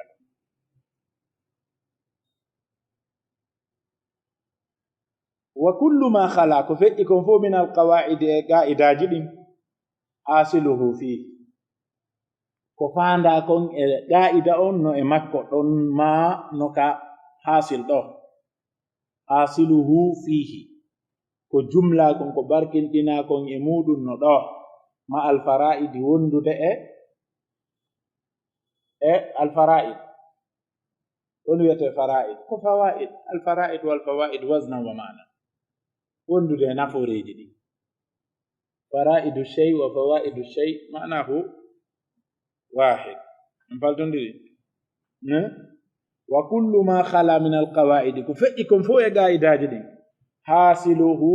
ko barkidi e mum kon fihi no ka yimre ɗo ma al faraidi wondude e naforeji ɓeyditiɗi khatima o wi fatilka ashratu ɗiɗi ko ɗi sappo gaidaji ɗi atatu ɗi ari muntazima ko ɗi yuɓɓiɗi fi silki e ngannawol fi silki rajzin e garawol bahru rajaz ay bahru mo gimi ɗi yima on e mum non ko gandal arude ngal hertori ɓenna bahru rajaz bahrul basir bahrul wafir bahrul kamil ay peesirɗe ɗe gimi e arabu waɗeteɗin e hoore muɗum ano nde yimre ɗo koye peesirgal wiyetege ngal bahru rajaz mustafilum mustafilum mustafilum mustafilum mustafilum mustafilum ɓenna ɗum himaru shu'ara waɗi fuɗɗiɗo yimugol wono wawi yoɓɓude gimi e bahru nara ɓe inna man hafida mi'ata baytin lam yamdum baytan fa huwa himar hada indahum ma indana wa laysa bi himar enna kamɓe mo jogi gimi temedere wawa yoɓɓude gimol goɗɗo laray ko babba ɗum noon kay ko maɓɓe enen ka men ɗo ay goɗɗo on jogimi wulore wawa yimude ko yo faamu ɗum ko so faamali mari Allah idan durratum ko hanŋere munazzama yuɓɓande faa imoɓɓen ko innata kon hunde ko hanŋere ma coobita ɗum la yaadu wani e konami turrahati shu'araya ko waɗi noon ko gandal ngal hollata so tawi ko hanŋere e so tawi na hanŋere wa in tagul sa wi'i qalilatun no fanɗi abiyatu ha gimi nde yimre ɗo khafifatun no hayfi mithlu ta'ami jawi ha sifa ñamete e weeyo mayre on adi min al balagati qultu mi wi'ay kanko yimuɗo on lima talqa sabu ko fottata e mum kon bi tibi e belan an nafsi wonkiki fa sawfa arma yamhu layla muntajamma nuru samsi jalbendi nangen ay ko heɓata ko ndakam e nder mum sino juuti ay totolo ko ɗon e yejjitay ko juuti ko tawi belan no nder to hadi kulluha bi tilk inda sabahi kaka subaka ka si weeti si hentike yahmadul qawmu yimɓe ɓen weltorta asura doƴol jamma ko ɓe yehi jamma kon yaadu jamma ko si weeti yahuɓe jamma ɓen welto noon yetta Allah batti ɓe yawno jamma ɓe anda yettiri ko ɓe yahi kon wonde he batti ɓe yawno ɓe taƴi kiloji ɗuɗuɗi hunde de ka timmode mayre andata hunde yettini goɗɗo ko neeɓi habbade o so heɓi ko habbi kon o yejjitay ko neeɓi ko habbi kon ga so heɓi ko sabbi noon kon o yejjitay ɗum wattamru fil biri tamaroje ɗen no ka nder woynu ko misal liɓetengal fiyetengal e hunde mettude hettude tamar no weli kono ko sabba ko woni dow wara sa a liwtay a dimbay hetta futta ley tawe ono si woni ley tawi ko woni dow ara no metti fi henda ɗo hunde mettunde e ɓuɗe wiyete a tamro fil be athana taharrara ɗo tigi tigi o coobitugol ngol jarnugol waɗɗo on taharrara siwike sittike wonde mo hande e jarnede e kulluha turrahat nadamtuha yimoɗo on wi'i o yuɓɓinde fi laylatin e jemma bil maghribi e leydi wiyete ndimmarok maghrib mo wawi wonde ihtimal no woodi ɓay laylati woni nakira wona ko e jemmaji ɗin o yuɓɓi hara wona e jemma goto mo wawi wonde fi laylatin jemma goto ɗum ɗon ko shay nakira yufidul umum yahtamilu hada wa yahtamilu dhak wala yatarajjahu shay wallaylu qarisun bifasa ya abi wallaylu jemma on qarisun ko hattuɗo wondude e tampere ɓuuɓol e waktu jangol bifasa e nokkure wiyeten nden fas ya abi timminir ɗum gimol ngol wa qadru taqati wo embere taga makko on bidal kitabi e nde deftere ɗo kanat ɗum laatike mura'atun nadhiri ko dartergol ko yerondirta kon e mum gabi ko ɗum woni mboodi makko ndi ayi embere taga makko e nder ɗo deftere ko ƴettugol ko nandi kon ɓannidira masala on so tawi no woodi goɗɗo goo wooli no fi makko hujjinora ko on ɗo wooli kon joni noon o wi'uno sarti ɓaawo wonde ko adi o yuɓɓude gimol qa'ida kala o ɗaɓɓituno masdar o tabintindi o tawi tabintingol masaderji ɗin ka tumbo qa'idaji yuaddi ila al iktar wa ta'ab o tabintinni ɗi ka khatima ɗi fof li ajli dha o sabu ɗum ɗo na hawtu mi yaari fil mabani ka bindere tansijahu saccirgol deftere nden ay ɗi al aranal ngal bidurari hanŋeje al ma'ani firoji kana laatike ihtimadi soɓɓindagol angol sahi yo wondiɗɗo fitta haqiqi ka haqinqingol fi nde ɗo deftere ala tirazin e laawi muntaha tadqiqi hattode sewnugol luggingol ndarɗo jam'il jawami'i nde deftere ɗo binadmi l kawkabi wondude e yimre mayre on wiyetende nden al kawkabu sate binadmi jam'il jawami sharhuhuma e sharhu jam'ul jawami e sharhu kawkabu sate bada ɗiɗo ɗiɗi ɗi feeñi ka ummin wa abi wano nene baba ɗi wata sertude ay jam'ul jawami e shuru haddi mum ɗin jam'ul jawami e yimre jam'ul jawami ɗum ko kawkabu sate fi nadmi jam'il jawami e sharhu kawkabu sate mo jon nadmo on tigir waɗi on imamu suyuti mutawaffa 911 lil hijra kutubul qarafi defte imamul qarafi al maliki wa sahibu jam'il jawami shafi'i wa sahibu kawkabi sate shafi'i wal qarafi maliki sahi yo wondiɗɗo wal laqqani e imamul laqqani wa huwa maliki adif laha sowam ɗo kadi al mawaq ibnul mawaq wa huwa maliki wa sha'rani imam sha'rani wa huwa maliki wa fil yawaqiti e deftere wiyetende yawaqit nde imam sha'rani windi wa iqadhil himam e deftere wiyetende iqadhil himam iqadh himami ulil absar في اقتداء سيد المهاجرين والأنصار للشيخ صالح الفلاني والدرر دفتر ويتند درر عند إمام المواقي ويندي التي ندن بسمتها نانا والمير الحكم حكماجي دودو وناقلا كنهرا وناقلا طورا كو إبدو كنغو عن الأجهوري إمام الأجهوري المالكي وتارة كنغو في الكوكب المنير في أصول الفقه للحنبلي معتمدا كو سبنديدو كو فاويدو صاحي ونديدو على المذاهب مذهب جدين فو حنفيا شافعيا حنبليا توقع رنتنو أن تلفان تاوتدا بكل إكالا ديدو مذهب جفو ذاهبي كو آيادو ديمو نونكو هند رنتتين يو أتاو دي مذهب جدين فو كالا هيدا ndo rento tawakka rento an tulfande tawdeteɗa bi kullin wonɗo wo wonɗo zahibi ko a yaadude mum lam yabqa heddanaki lissiwa tana yimuɗo nde on hadithan yewtere yudkaru jantetende ayna suha konto nde ɗo hoodere ida tajalla alqamaru so lewru ndun feeñi ñande 13 ma 14 ma 15 arende suuɗike wa in torid sawa anda sa faalama marifat alladi qarat andugol on yuɓɓuɗo ndeɗo deftere hidayatu tullabi ila sawab mustandiman alhaali ko o ɗaɓɓuɗo yuɓɓugol nasra alladi ɗin bindi accitaɗi ay on nasr mo tawata lahu tarad mo o falani o jiccani fi yuɓɓugol gimi muhammad ko inde makko ba yettore samba ko inde ɗiɗaɓere summi alfata ko ɗon suka inna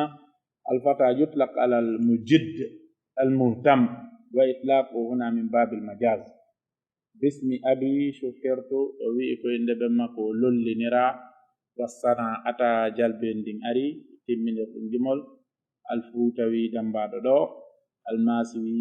ndeɗo nokkure kadi woni ko dambaka hertingol dhikrul khas ba'da al am futawi am masiwi khas mamowi akhas sumbalakowi almuntama al an surgawi albak rendum waliyan atif yo jokkito alayhi ɗo dini dina makko kan muddu mari gundo wonowo e nder ɓernde so woti wolal yandotaka فالمالكي السلفي الأثري إلى هنا قدو كان لا تنتهى المسير حتى ديادو من رحلة ستياغل اليراء كرمبل والتحبير ويندول قد مالت الشمس نانغين ليجك وقدت نجبني للغروب متغل بانت سؤاد أولو من باب الاستعارات البلاغية وإن سديدو وبين موداك كنو يمو بين فو ودايمو خيال ويكو يمو بولا تكون في ليلة مكالا سنو ولد في جيكول ولا في ليلة كنو تاو حقيقة ومراوية تيدو ليلة ako yimo we pularo minni fo mantori layla njaatigi mun layla girraki be jaatondira yimo kala inna layla kono si layla landama haqiqa jongo en min mi be fo men welda fo mantori layla njaatigi mun layla girraki be jaatondira ya rabbina kullun yad'i waslan bi layla wa layla la tuqirru lahum bidaka idan banat suadu o feñi ma o serti listimalatil qulub wanande liijugol ɓerɗe ɗen poɗugol suynugol ɓerɗe ɗen wa raddatil uquda o rutti ngannaji ɗin o ruttani ngannaji ɗen lil ajiyadi wonande daaɗe ɗen wa tarafat o qirriti fadla ɓure dhawil ayadi jomiraɓe nemaji ɗen hadihi tashbihat yimo won kon ɗum faandi qad malati shamsu wa qaddat lil ghurub ko wonde yimre makko nden hewtika gasa nangel liijike nge ɓannimo toygol ay yimre nden hewtika gasa banat su'adu ko serti e windugol ngol listimalatil qulub wonande suynugol ɓerɗe ɗen e ko wonno ko nge mum gasi wa raddatil uquda lil ajyadi o junniti jomiraɓe gande ɓen haqqeji maɓɓe ɗin o waɗi kamɓe hertani sifa ɗum ɗo o yolli nder ton ɗum woni wa raddat o rutti al uquda ngannaji ɗin lil ajyadi wonande daaɗe ɗen ko mbo jeyi nganna o daande idan o junniti ngannaji ɗin daaɗe ɗen yo ɗe watto jomiraɓe gande ɓen ko kamɓe wawi yuɓɓidirde kamɓe jangi ɓe jonnitama ɓe sellin sino selle si sella ɓe wiya sella wa tarafa to qirritike sabu jonnitugol hunde nden handuɓe mayre fadla ɓure dhawil ayadi jomiraɓe nemaji ɓen wonde ko kamɓe handi e ɗum ɗo kanko handa ya nafsu wayo wonki ɗawli konngol angol ay konngol makko ngol ɗo ngol o mari ngol o wola ngol ka hombande ɗo ko rabbi zidni ilma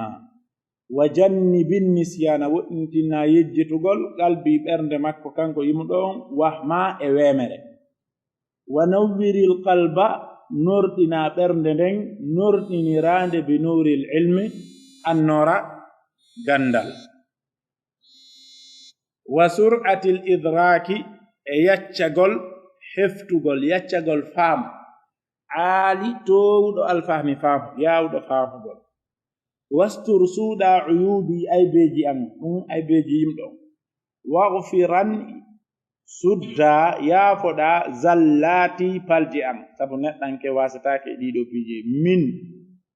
lawasi min nufus علماء التربية بأن من لوازم النفوس نجاة كسنون دي يوم كي جدين العيب والزلة. العيب والزلة هذه من لوازم النفوس. كل نفس تكتمن على هذا وانكي كلا نصوم دي العيب والزلة مريوي دي يمون ريكو فالجدو عندا قندو جونكي وسهلا لي أتوري الله هينا مو كل صعب كلا ساتين يأتي أردين يسو وفيجي كون وقت تورتاكو هينا ندي ساتين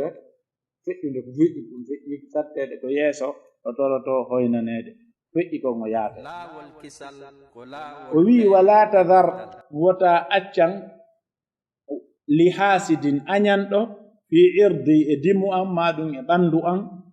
مثل دبيب النمل يرو كورندولي تابوتو يرو تبري كورندولي أي من عدي إنغتاندي أي أوتوري الله سبحانه وتعالى وتا أنيانتو هبامو إباندو ماكو ما ديمو ماكو يرو كورندولي ياتا إمورده حالا إنغتاندي ووباندي. وهذا حقيقة مخالف لمنهج أهل التربية أهل السلوك والدقائق. قالوا يحذر المرء أن يذكر أن له حسادا وندي مماري أيضا قلت دواك سو إن دي ونكي مو يكي ماري غني أرونا شيطان سابوك هبورتا دون فو يمبه بين تايكو شيطاني وندي مبيا يبي وبدفتي به ونابي سينجوبه. إذن neɗɗo no duwa accande kadi ɓe o miiji ɓen ko ayɓe makko taɓe tuuba ko ɗum waɗi mawɓe men ɓen hadi no mari mustalahaji ɗi laba ha ka huwondire badal wi'ugol kaari ko gaño am ɓenna jinnaji amin suusindira jinnaji amin suusindira ɗumɗi kaari ma'anahu kaari yiɗalam o jaɓata simi wooli o yarata feere an nayo mi memmino nayo mo wolu koye mo ɓutti ha mi wola min goɗɗum enen firteten ɗum e asru men on si ɗum waɗi hakkunde ma e goɗɗum mi annda kon waɗi kaari on no añimmi mi annda kon ɗum kaari añeremi hada mustalah thaqil fihi igrarun linnafsu a hodi wonki maki nde ɗayna goɗɗo no añuma ɓenni fihi igrar hodo wonki no ton kon woni hodo wonki ki a holliki hiki jogi ko ki añere hada naw takabbo fi sir gundo mum on ko wonde noone mawnintenare no ton ko waɗi kullu dhi ni'matin mahsud no way sa holla woni wonki maki hiki mari neema moki añera hiki handi e añede hiki jogi ɓural mo tawata ko ɗum ɗo waɗi haaki aña o hada takabbo yajibu an yu'ad no du'a warede potine wonkiki min babi tarbiyati nafs kane ugol wonkiki wa la yanbaghi yabdu anna hadha qila qadima wa himmati fawqa thuraya wa yura wa himmati otori Allah wadi himme makko den fawqa thuraya do hodere wietede thuraya karmo ko be falak be inni hinde jeya e kode urde towuda den himme makko wade do ton kinaya wasti'ara towgol min uluwi alhimma fil balagha wa yura yi'e marramani on dabbirdo mo bissuudi ko boni min tahti saraka leyl ka kale bombo leydi hada fi ghadab yani fi ghilqa qalilan mana dabbire mo ko boni o yi'e ka wattina do mo wattina o maya don e don kanko himme makko wona do hada yambaghi an yu'addal بأحسن منه والذي تقرر عند أهل السلوك أن من رامك بالسوء تبتهل من الله له الهداية والتوفيق والثبات لا اللعن والهلاك والثبوت لكنهم يقولون إن نوحا من كان مثل نوح فهو في الخير وذلك من كان مثل إبراهيم فهو خير إبراهيم كان يدعو لمن يضره ونوح يدعو أن لا يترك من ضره أن لا يبقى على وجه الأرض من ضره يا أمور يعني wa najjini min fitnati lfusaq yo tori yo allah subhanahu wa taala dandumo fitna fasiqin keɓɓen siko ɗum yo allah ittumoye mum wa sohbati l ashrari e wondugol e bomɓe ɓen ɗum ko moƴƴuɗo sifa ɗiɗo piiji fof akhiran yattadih min kutubi ahli suluk walraqaiq waddaqaiq anna hadihi la tuqal hatta ida kunta siɗa torade allah iɗa wawi wolde hono ka windugol wo wattake o waɗi fihi tazkiyatu linnafs yo allah dande wondugol e bomɓe ɓen ka annaka salih yo allah dande fitna fasiqi ɓen ka annaka lasta bi fasiq fihi tasaffi wa tazakki lakin allahu alam bima fi nufus nasallah alhidaya waltawfiq wannufaqi e nafigi ɓen wa barikan tori allah yo allah waɗu barki fil ahli e ɓe gurre nden wal awladi e ɓiɓɓe ɓen idan al si jantama awlad jantamare ko fanda al ko imma an yakuna khassan bin nisa wa imma an yakuna amman fil usra ay bil usul wal awlad yakununa furu'an wal mali e jawndi mal ida utliqa yuqsadu bihi kullu maqtusib jawdi si accitamare ko fanda ko kala ko faggita ko jawdi wiyete kala ko faggita ko jawdi wiyete gandal kowoni ho kowoni ɗum waɗi si karmakoɓe goo ɓulliti ko allah ni ɗon wa mimma razaqnahum yunfiqun wonde zakka kadi fihi zakat wonde gandal kadi fihi zakat ko waɗi yaltata e umumu mo tawa tan ko allah arsiki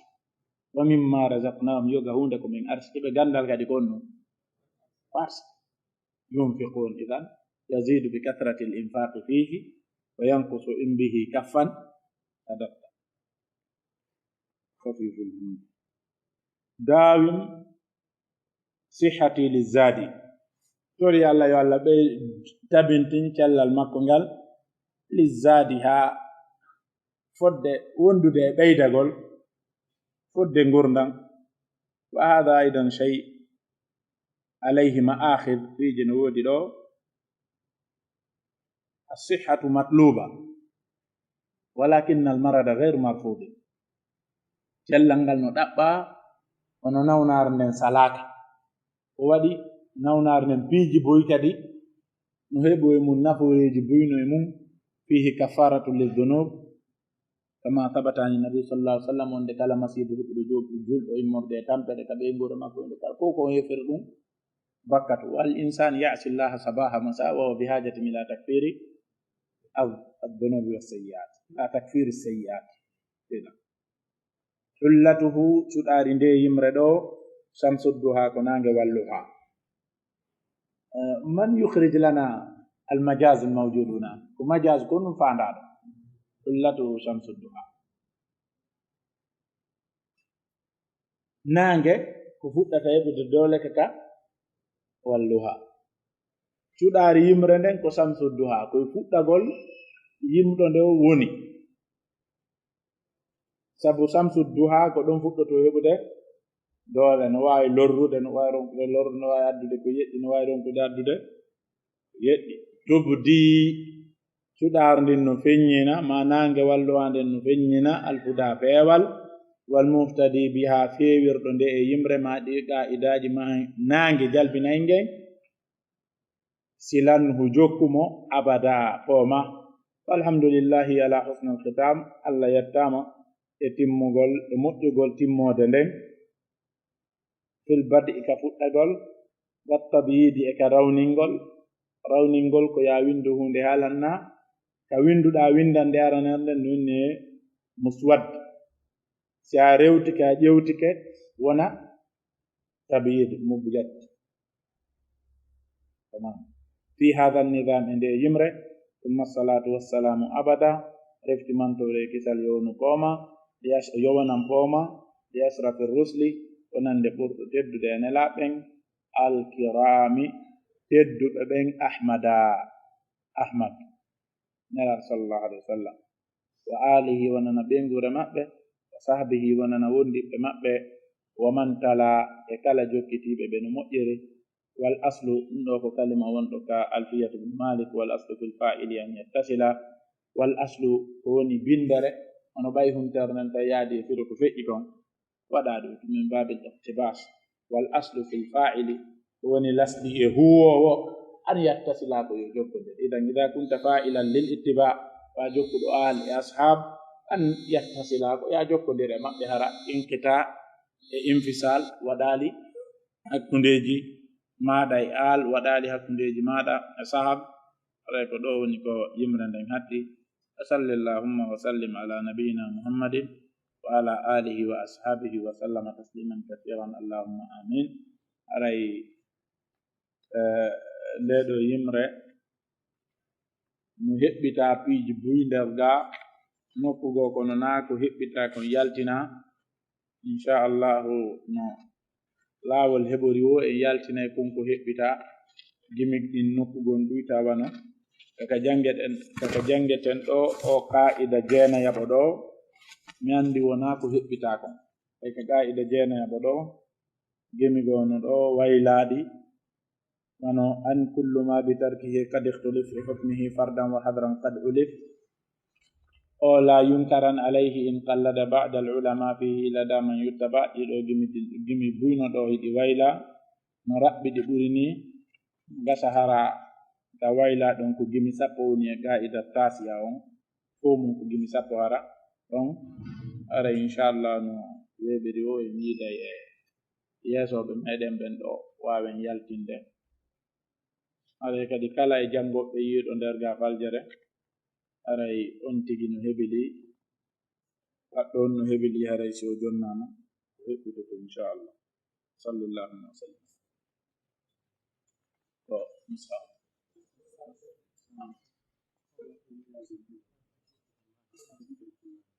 Sheikh Salih Fulani dinu sebab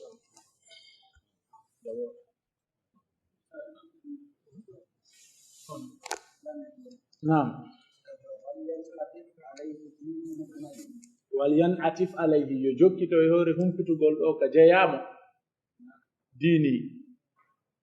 diina makko kankanko mudmari suuɗa ɗum an ɗum waliyan atif alayhi yo jokkito hoore makko ɗo diini ɓangilngol diina an kam mudmari suuɗa ɗum an ɗum wotigi somode kon ɓay ɗum ɗo si wotigi feññinaali andota ka ko ɗum landi ɗon mi faama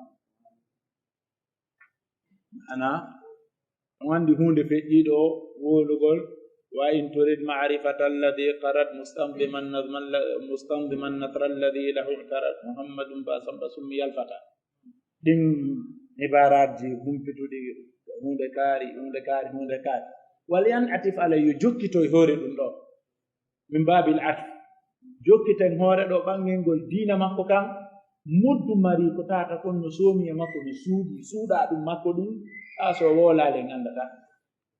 siman so yeyataki men mu'takat mongon men famata so yeyataki men mazhab mongon men famata woni tun haɗa iɗen fota andugol wonde o ñewtali darajatul ijtihadi taw no ngara en fo iɗen fota woni ko honɗum won ɗon nonko son wolni men min fata jawabu mum on no yeeso ɗon والمالكي السلفي الأثري سلفي ونسبة إلى سلف الصالح فيكثر فيها الدعوة ولكل ذي لسان من يتكلم نود جماعات دم سلفية توقع السلفية الجهادية في الجزائر هم تكفيريون في الأصل ودي كده دوا bay ko fanda ala kullin bay ko fanda ko jokkugol sahaba be mi tabi yanke en kurun mufaddala salata ko dum fanda salafiyya to di kala yalla wadi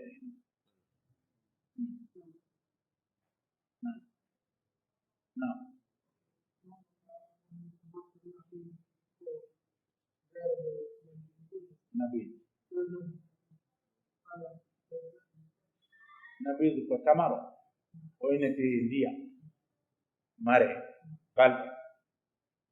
mana tamaroje ɗe wona ɗi joli e nder ndiyam mo yari ɗum no musula mawɓe men wi ɗam kaaba kadi si hoynama neeɓi ɗo tigi yari ndiyan ɗam laawol kisal ko laawol peewal e ɓantal. ɗum wiyete nabi ɗum non noon ko beere wa huwa rajih wa kawnu nabidi laysa bi qadr hada shad wa marjuhun alayh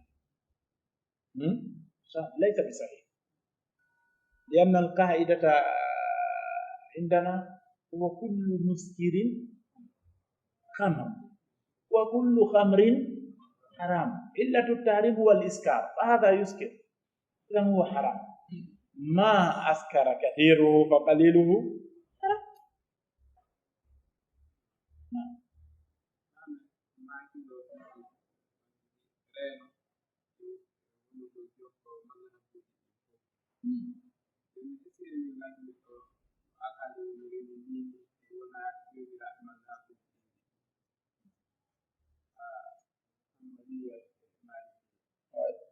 anan ɗo no ɓuri ɗum ake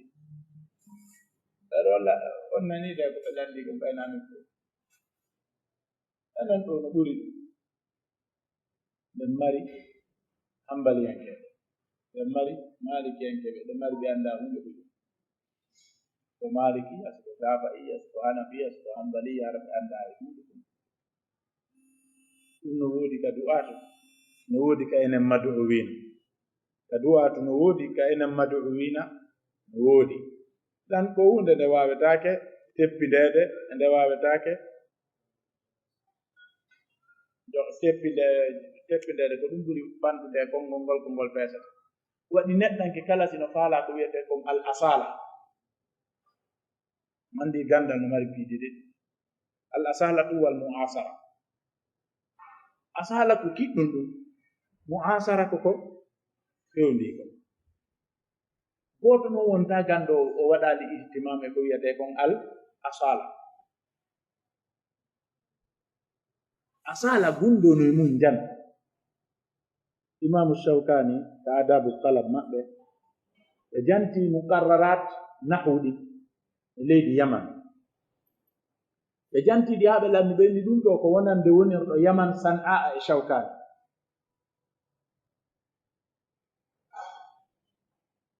amma wonirɗo e leydi go'o hara wonaga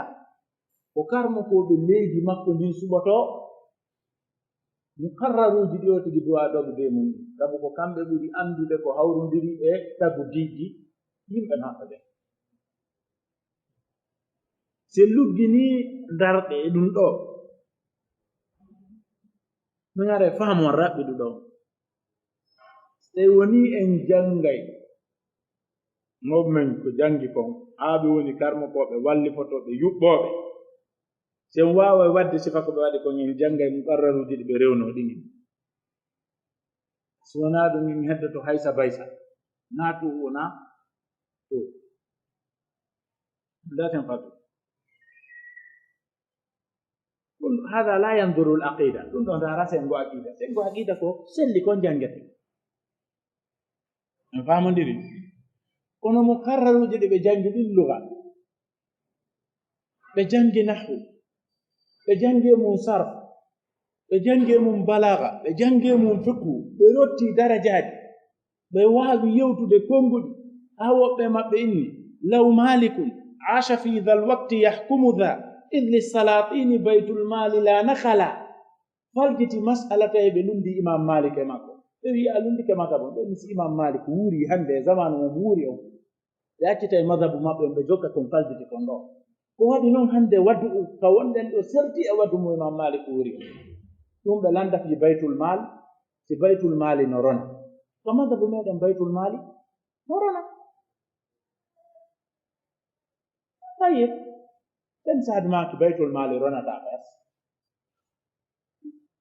هل هذا هو المشهور والراجح في المذهب وخالفه كليا وذاك مرجوح وأفتى بالمرجوح وصار راجحا عنده قالوا أنت كيف تخالف مالكا قال لو مالك عاش في ذا الوقت يحكمها إمام مالك وري فين ذا وقت ولي كن إذ تود للسلاطين بيت المال لا نخلا بيت المال ينجوني يدري لا منهم na nafoore julɓe ɓen fof nafoore ala eroningol baytul mali si tawno baytul mali on ko nafoore julɓe ɓen fof arayno baytul mali o ronay ko minal asaba goɗɗo ma yo mara rono baytul mali on kokay ko jeyi kon fof wona arkana maslaha julɓe ɓen fof so tawi woni en waaway wadde ɗum en janngayɗe ɓe janngunoɗen ɓe waawi wadde ɗum woɓɓe maɓɓe ne jogii duuɓi 17 woɓɓe maɓɓe ne jogii duuɓi 10 woɓɓe maɓɓe ne jogii duuɓi 20 wallifi defte jane kummaluji kakaraaji ta sen janngayɗe enen en etoto en ɗaɓɓay dictionnaire waɗen takko men ɗaɓɓen kadi téléphone waɗen takko men landagol woɓɓe firo konnguɗi ɗo ay mare ko ma janngen eɓe janngini si wonaa ɗum en neɓay patinde mare ngalaa yaade min on ɗo mi sikkitaake en neɓay wonde nokku gootum kono ara en neɓay en sottinaade ƴetti ɗo defte mukarraruuji leydi go'o o janngiika makko kay tawi tabi'a makko on kanko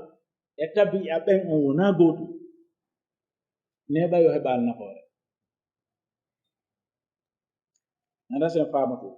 ɗum ɗo ko hunde nde taata ko daruri ɗum foyɗin duwa hawtude wattanen yiili e mum daranɗen kono jooni kon ɗum woni musiba ɓurɗo mawnde on ko yeɗɗinta kon wi'aama haton jinaa ko yeɗɗinta kon wi'aama haton jinnaa hannde so a inni ɗo makkamatul harire luga qadima basna bi haaja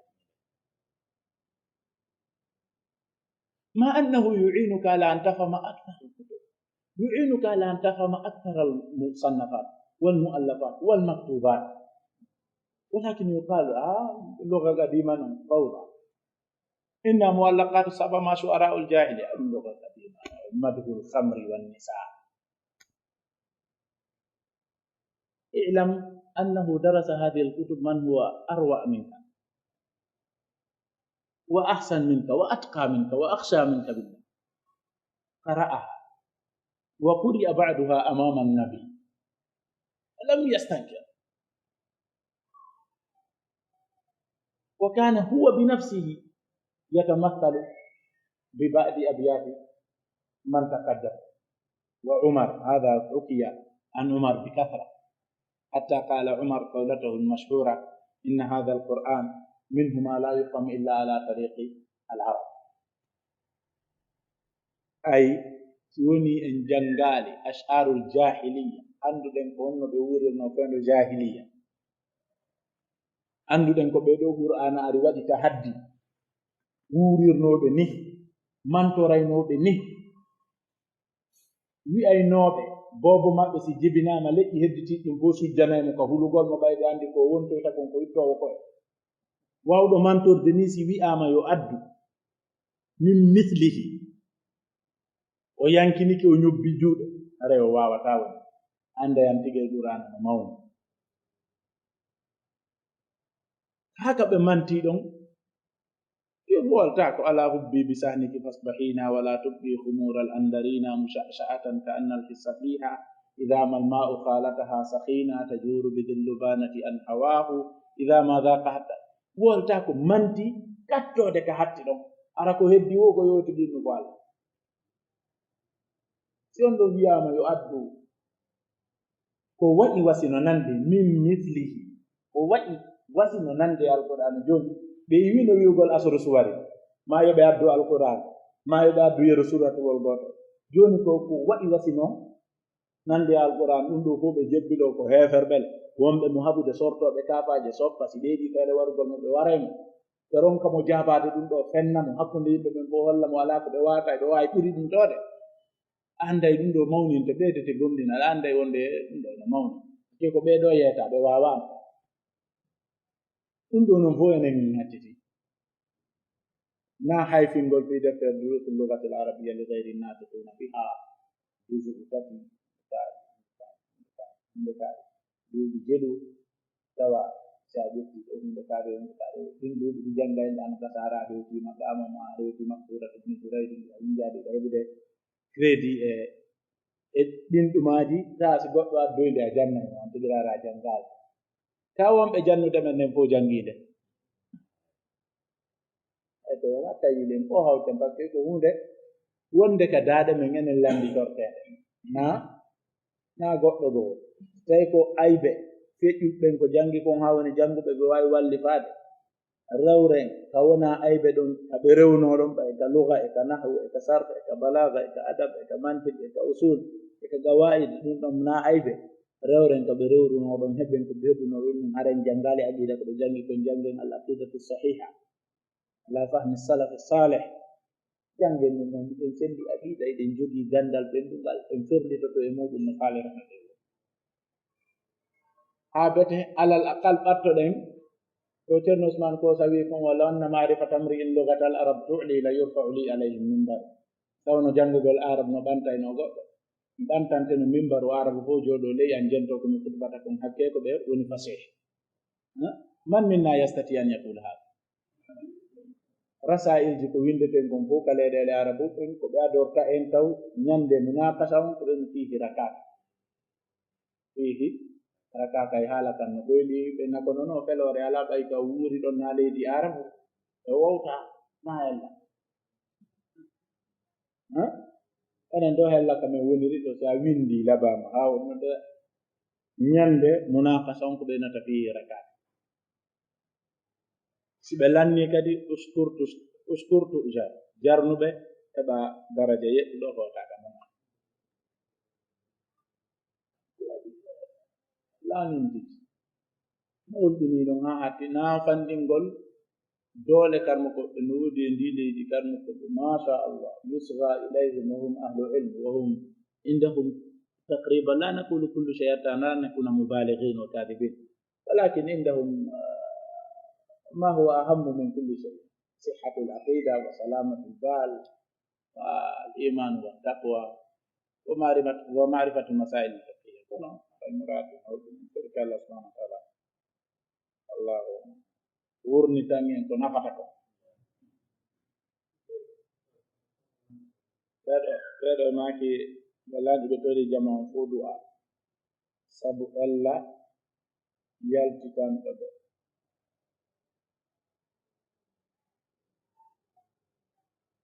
sabu ella yalti tan be qara'a mo yalti to golon ko hamza na ayn amma qara'a hada la arif ma'na wala Allah yarji ila qamusihi li yufidana bi na'am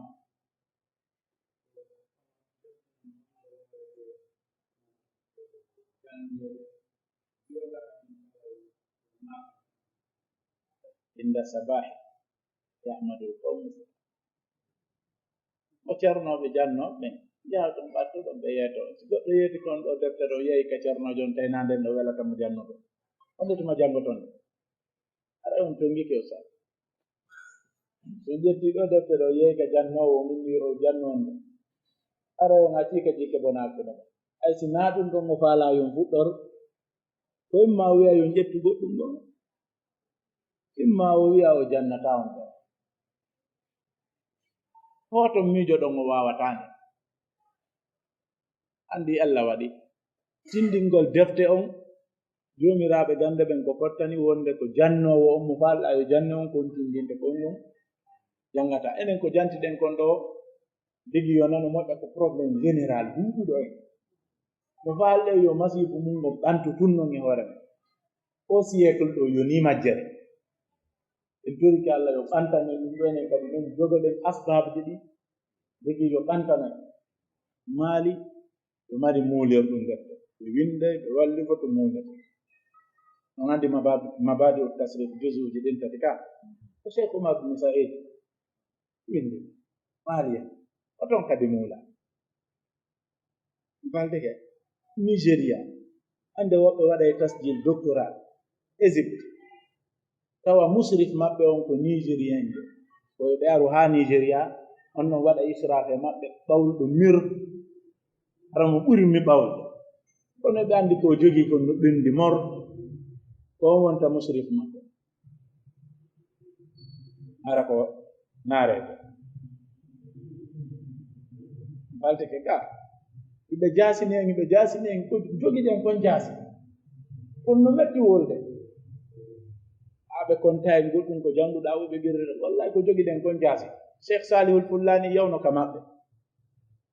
ɓe jaɓali o arda ɓe feƴƴini ɗon defte ɗe o windi ɗen ɓe hujjinori ɗe balɗe acciti hay inde makko nde muti tawi joni ko fullani ɗum ɓe anndi le fullani na arabujo aw hay so tawi wi koyen arabu kene ɓayi addaifu mulahum bi taqlidi l qawi ono ɓe anndi fullani ko fullani ka cheikh al albani hujjinori ɓe ko sifatu salatu nabi fahlal fullani haɓe maki kala laaɓuɗo reedu jokkuɗo sunna no hani janngude nde ɗo deftere janngugol no mum jagal طيب لأنه أسود لا لأنه أتقن ما درسه وعلمه بحق وأفاد واستفاد لو كراسي سيها قلب جانتو تحكو بفيو وقالنا كفيما بفيو أنه بواتو جنبه بفيو لا والكسل كلا والبي والإبانتال شيخ محمد الكتاني بجوري مصر زياتي انتهي بأرأي بسودو بجانغا جنغو مابه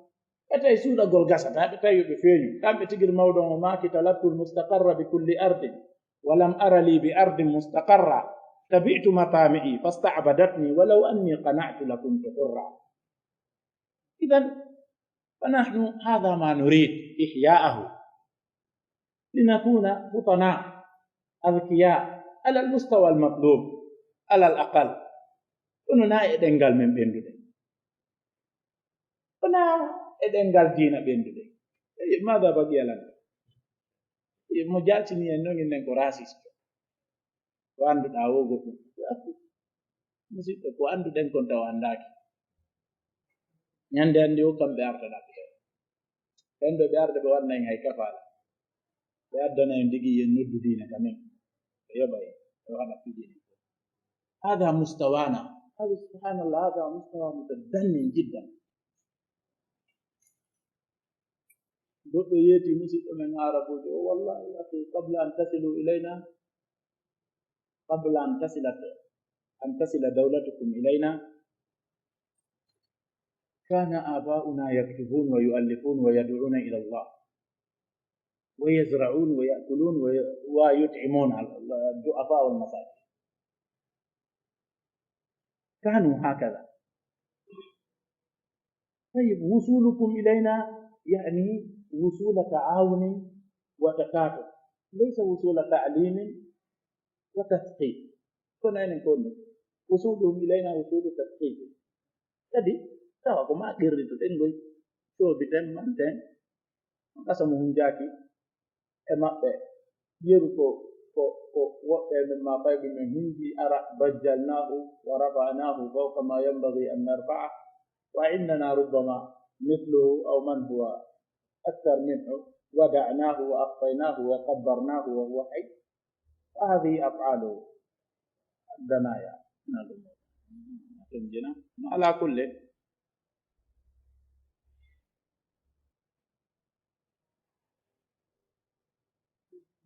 سؤالك أجبت عليه هذا يسأل ما الكتب الذي ربما قصد التي وكلمه زل كانت يقرأ بفوتجل قديما أي المستوى في النحو والصرف والفقه والبلاغة والعروض. طيب هذه أجبنا على هذه الأسئلة قبل. الأستاذ هو الذي يحدد، وإذا حدد لك وكانت تلك الحمد لله. هذه مشكلة تقضى جماعيا. صفدي دو بروبلم جيكو جماع هاوتتا ريغلات هل دفوتا ماج دون نون هاتون جيني yo janno en jangu ɗum satte niveau ka fewnɗa ɗon ko ɗum ɗon satte musidɓe men no arti jooɗi ka meɗen ɓe jannude ɗon waɗɓe kulliyatul qur'an mujaz fil qira'ati al asr jam'an wa ifrada ande musabaqa wanno ɗon suma e ɓeɗɗo ɓe maafi ɗo ko ɓe yi'i tasqiqon ko jannoɓe yo jaɓu jangude konngol taygol teddi kono kana huwa alhaq. nde miɗo janga alqur'ana miɗo hande sellintinanede e wallitede digi yo ɗengal ngal ɗiggu e mum an kadi yo taw hara nde hiɗa jannga hiɗa anndi ɗum kono so tawi woni nde hiɗa janna a yii an ko ɗon fewndiɗa ɗumɗa a fewndaaki a haɓidete wawi ɓe taski ɓe ndaari ko jannga kon fof ɓe tawi ɓeeɗo na wahyu tippi e maɓɓe ko fayɓe ni ɓe janna ellaaji ɗi ɓe woni wadde ɗin si wonaali 80% a bete 60% koye junngo karmokoɓe maɓɓe ɓen ɓe longiniiɗi ga mi addii fayɓe amen o addii fayɓe mon ɓen ɓe ndartii ɗo falje ɗe ɓe woni faljuɗe ɗen ara mo kala men no mari geɓal nder tongal ɓe longinii e junngo men eyi ko raɓɓiɗi ɗum koyo jannoɓe ɓen wakkilo jannga eyi ko hunde sellunde haanunde asi an faalaama wurnitude ɗum ɗa kadi aray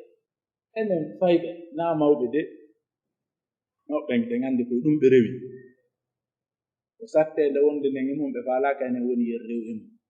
yurmingol ono ara enen fayɓe ɓen enen sukaaɓe ɓen enen ɓe kollitati 30 noogay haa 40 aray ɗen hanndi e wattangol yilla moƴƴa toppitoo digi woten luttutum ɓawre aray ko ɗum ɗon woni yewtere nden fof faandaaka hoynugol goɗɗo ɗo ma yawangol goɗɗo ballat sinaa dulluɗo yawantaa jannooɓe fewnɗen ɗo sinaa dulluɗo yawantaa jannooɓen kon ɗum waɗi kaarɗaa jannugol wo a taway ko jannaaɓe wonɗaa jannude gooto araali ɗo haa hannde ɗaɓɓiti fay koye janngay koye alifum baaw wonniimo formerde ɓe ɗuɗal ko ɓe woɓɓe formi haa fewndi nokkugo o ara o kutoo o wenna on janngaali on neeɓii tampude an kadi naa ngittata nden tampere ko waɗi itirafu fadli sabiq yu'akhilu laka an tabniyal jadid ɗeretagol ɓural adiiɗo on weeɓitante ya waawu mahude kesu kono yeebugol ɓural adiiɗo on wallitotaako ma si wonaa an kadi ya yeebu golleeji maa ɗin dartira palje ɓen ɗon ɗen yejjitaa mahugol aray kamɓe kadi gooto wonnooɗo jannude yejjitanaaka menen sukaaɓe fewndiɓɓe gooto yamen mbiyaaka fi sunna yennaaka fi sunna ko sunnayankeɓe mi woni huwondirde men naadaali gooto e sunna ko naadaaɓe e muɗum min woni yiidude min woola ɓe nana kene woole e arabuɓe faama naa menen janni ɓe abatata fuɗɗaniiɓe gawa'id min tawhiɓe nande ko ɓe won nande ko mi aadi ɗum kala sara ɓe yawanaaka woni ko faandi ɗen muuman koyo wattane yiiɗi ɗigi yo batte heɓo ɓuri ni ɓay batte no woodi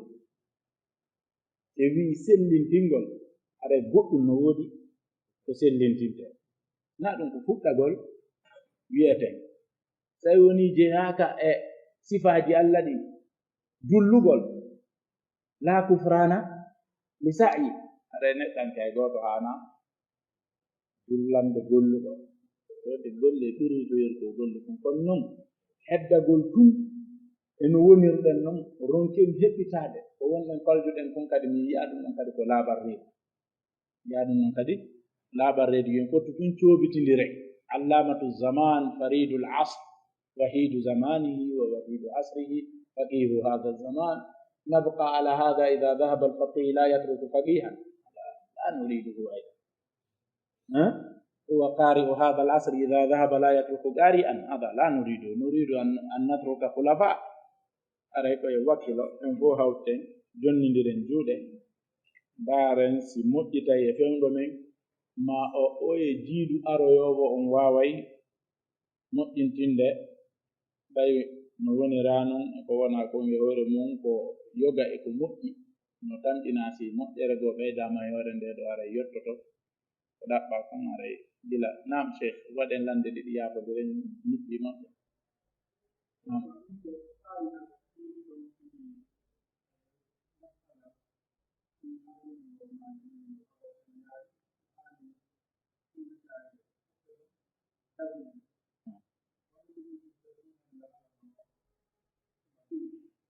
Allah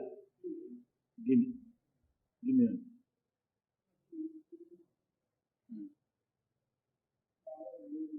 gimi musique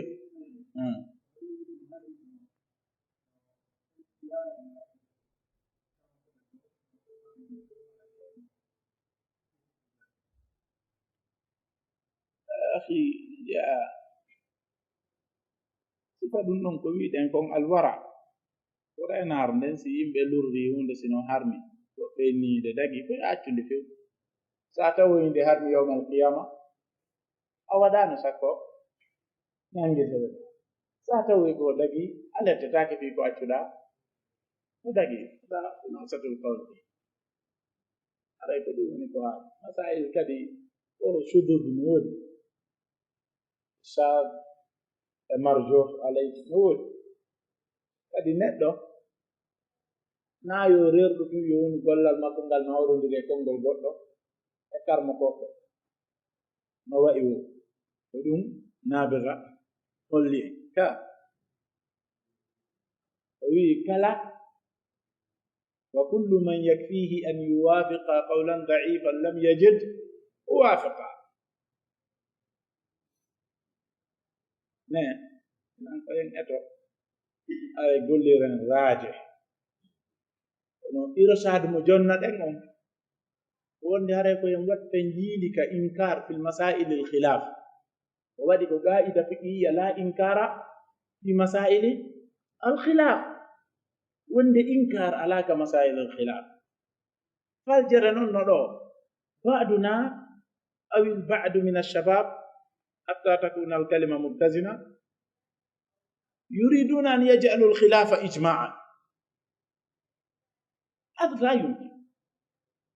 ففعل لور الكون وقوع يوات إجماع قول واحد فقط هذا لا يمكن هذه من رحمة الله على الأمة لم أقل قال النبي صلى الله عليه وسلم اختلاف أمتي رحمة ولكن قلت هذا من رحمة الله على الأمة هذه الخلافات خاصة الفقهية التي نبعت من اجتهاد الفقهاء من أهل السنة والجماعة من المجتهدين هذه لا شك أنها تخفف لنا الفقه والرخصة في الدين بدليل ثم التشدد يستطيعه كل واحد منا ومع ذلك نحن ريني دكو يجد وسط ورني نواي كدفا إذا واي فوق هورما هوند تقربا إلى الله وتربية للنفس هوند وبين عند دقي أتشانه ma fo yara inde dagi accande don arahu walinde digi wotande libe e ko harmi ma digi wotande ko e ko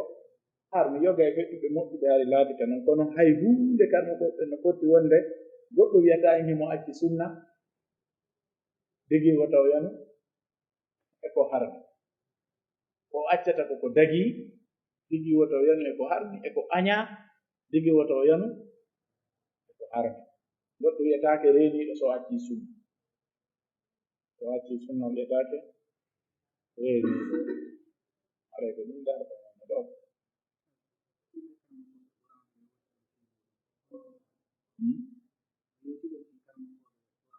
المهم الفائدة تأخذها فإذا أردت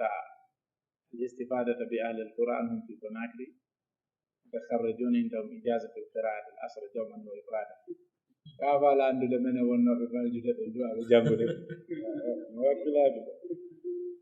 goɗɗo jawata e hoore leggal aɗa wattaki kaliso ley oyna goɗɗo oyna sappinimman goto non kon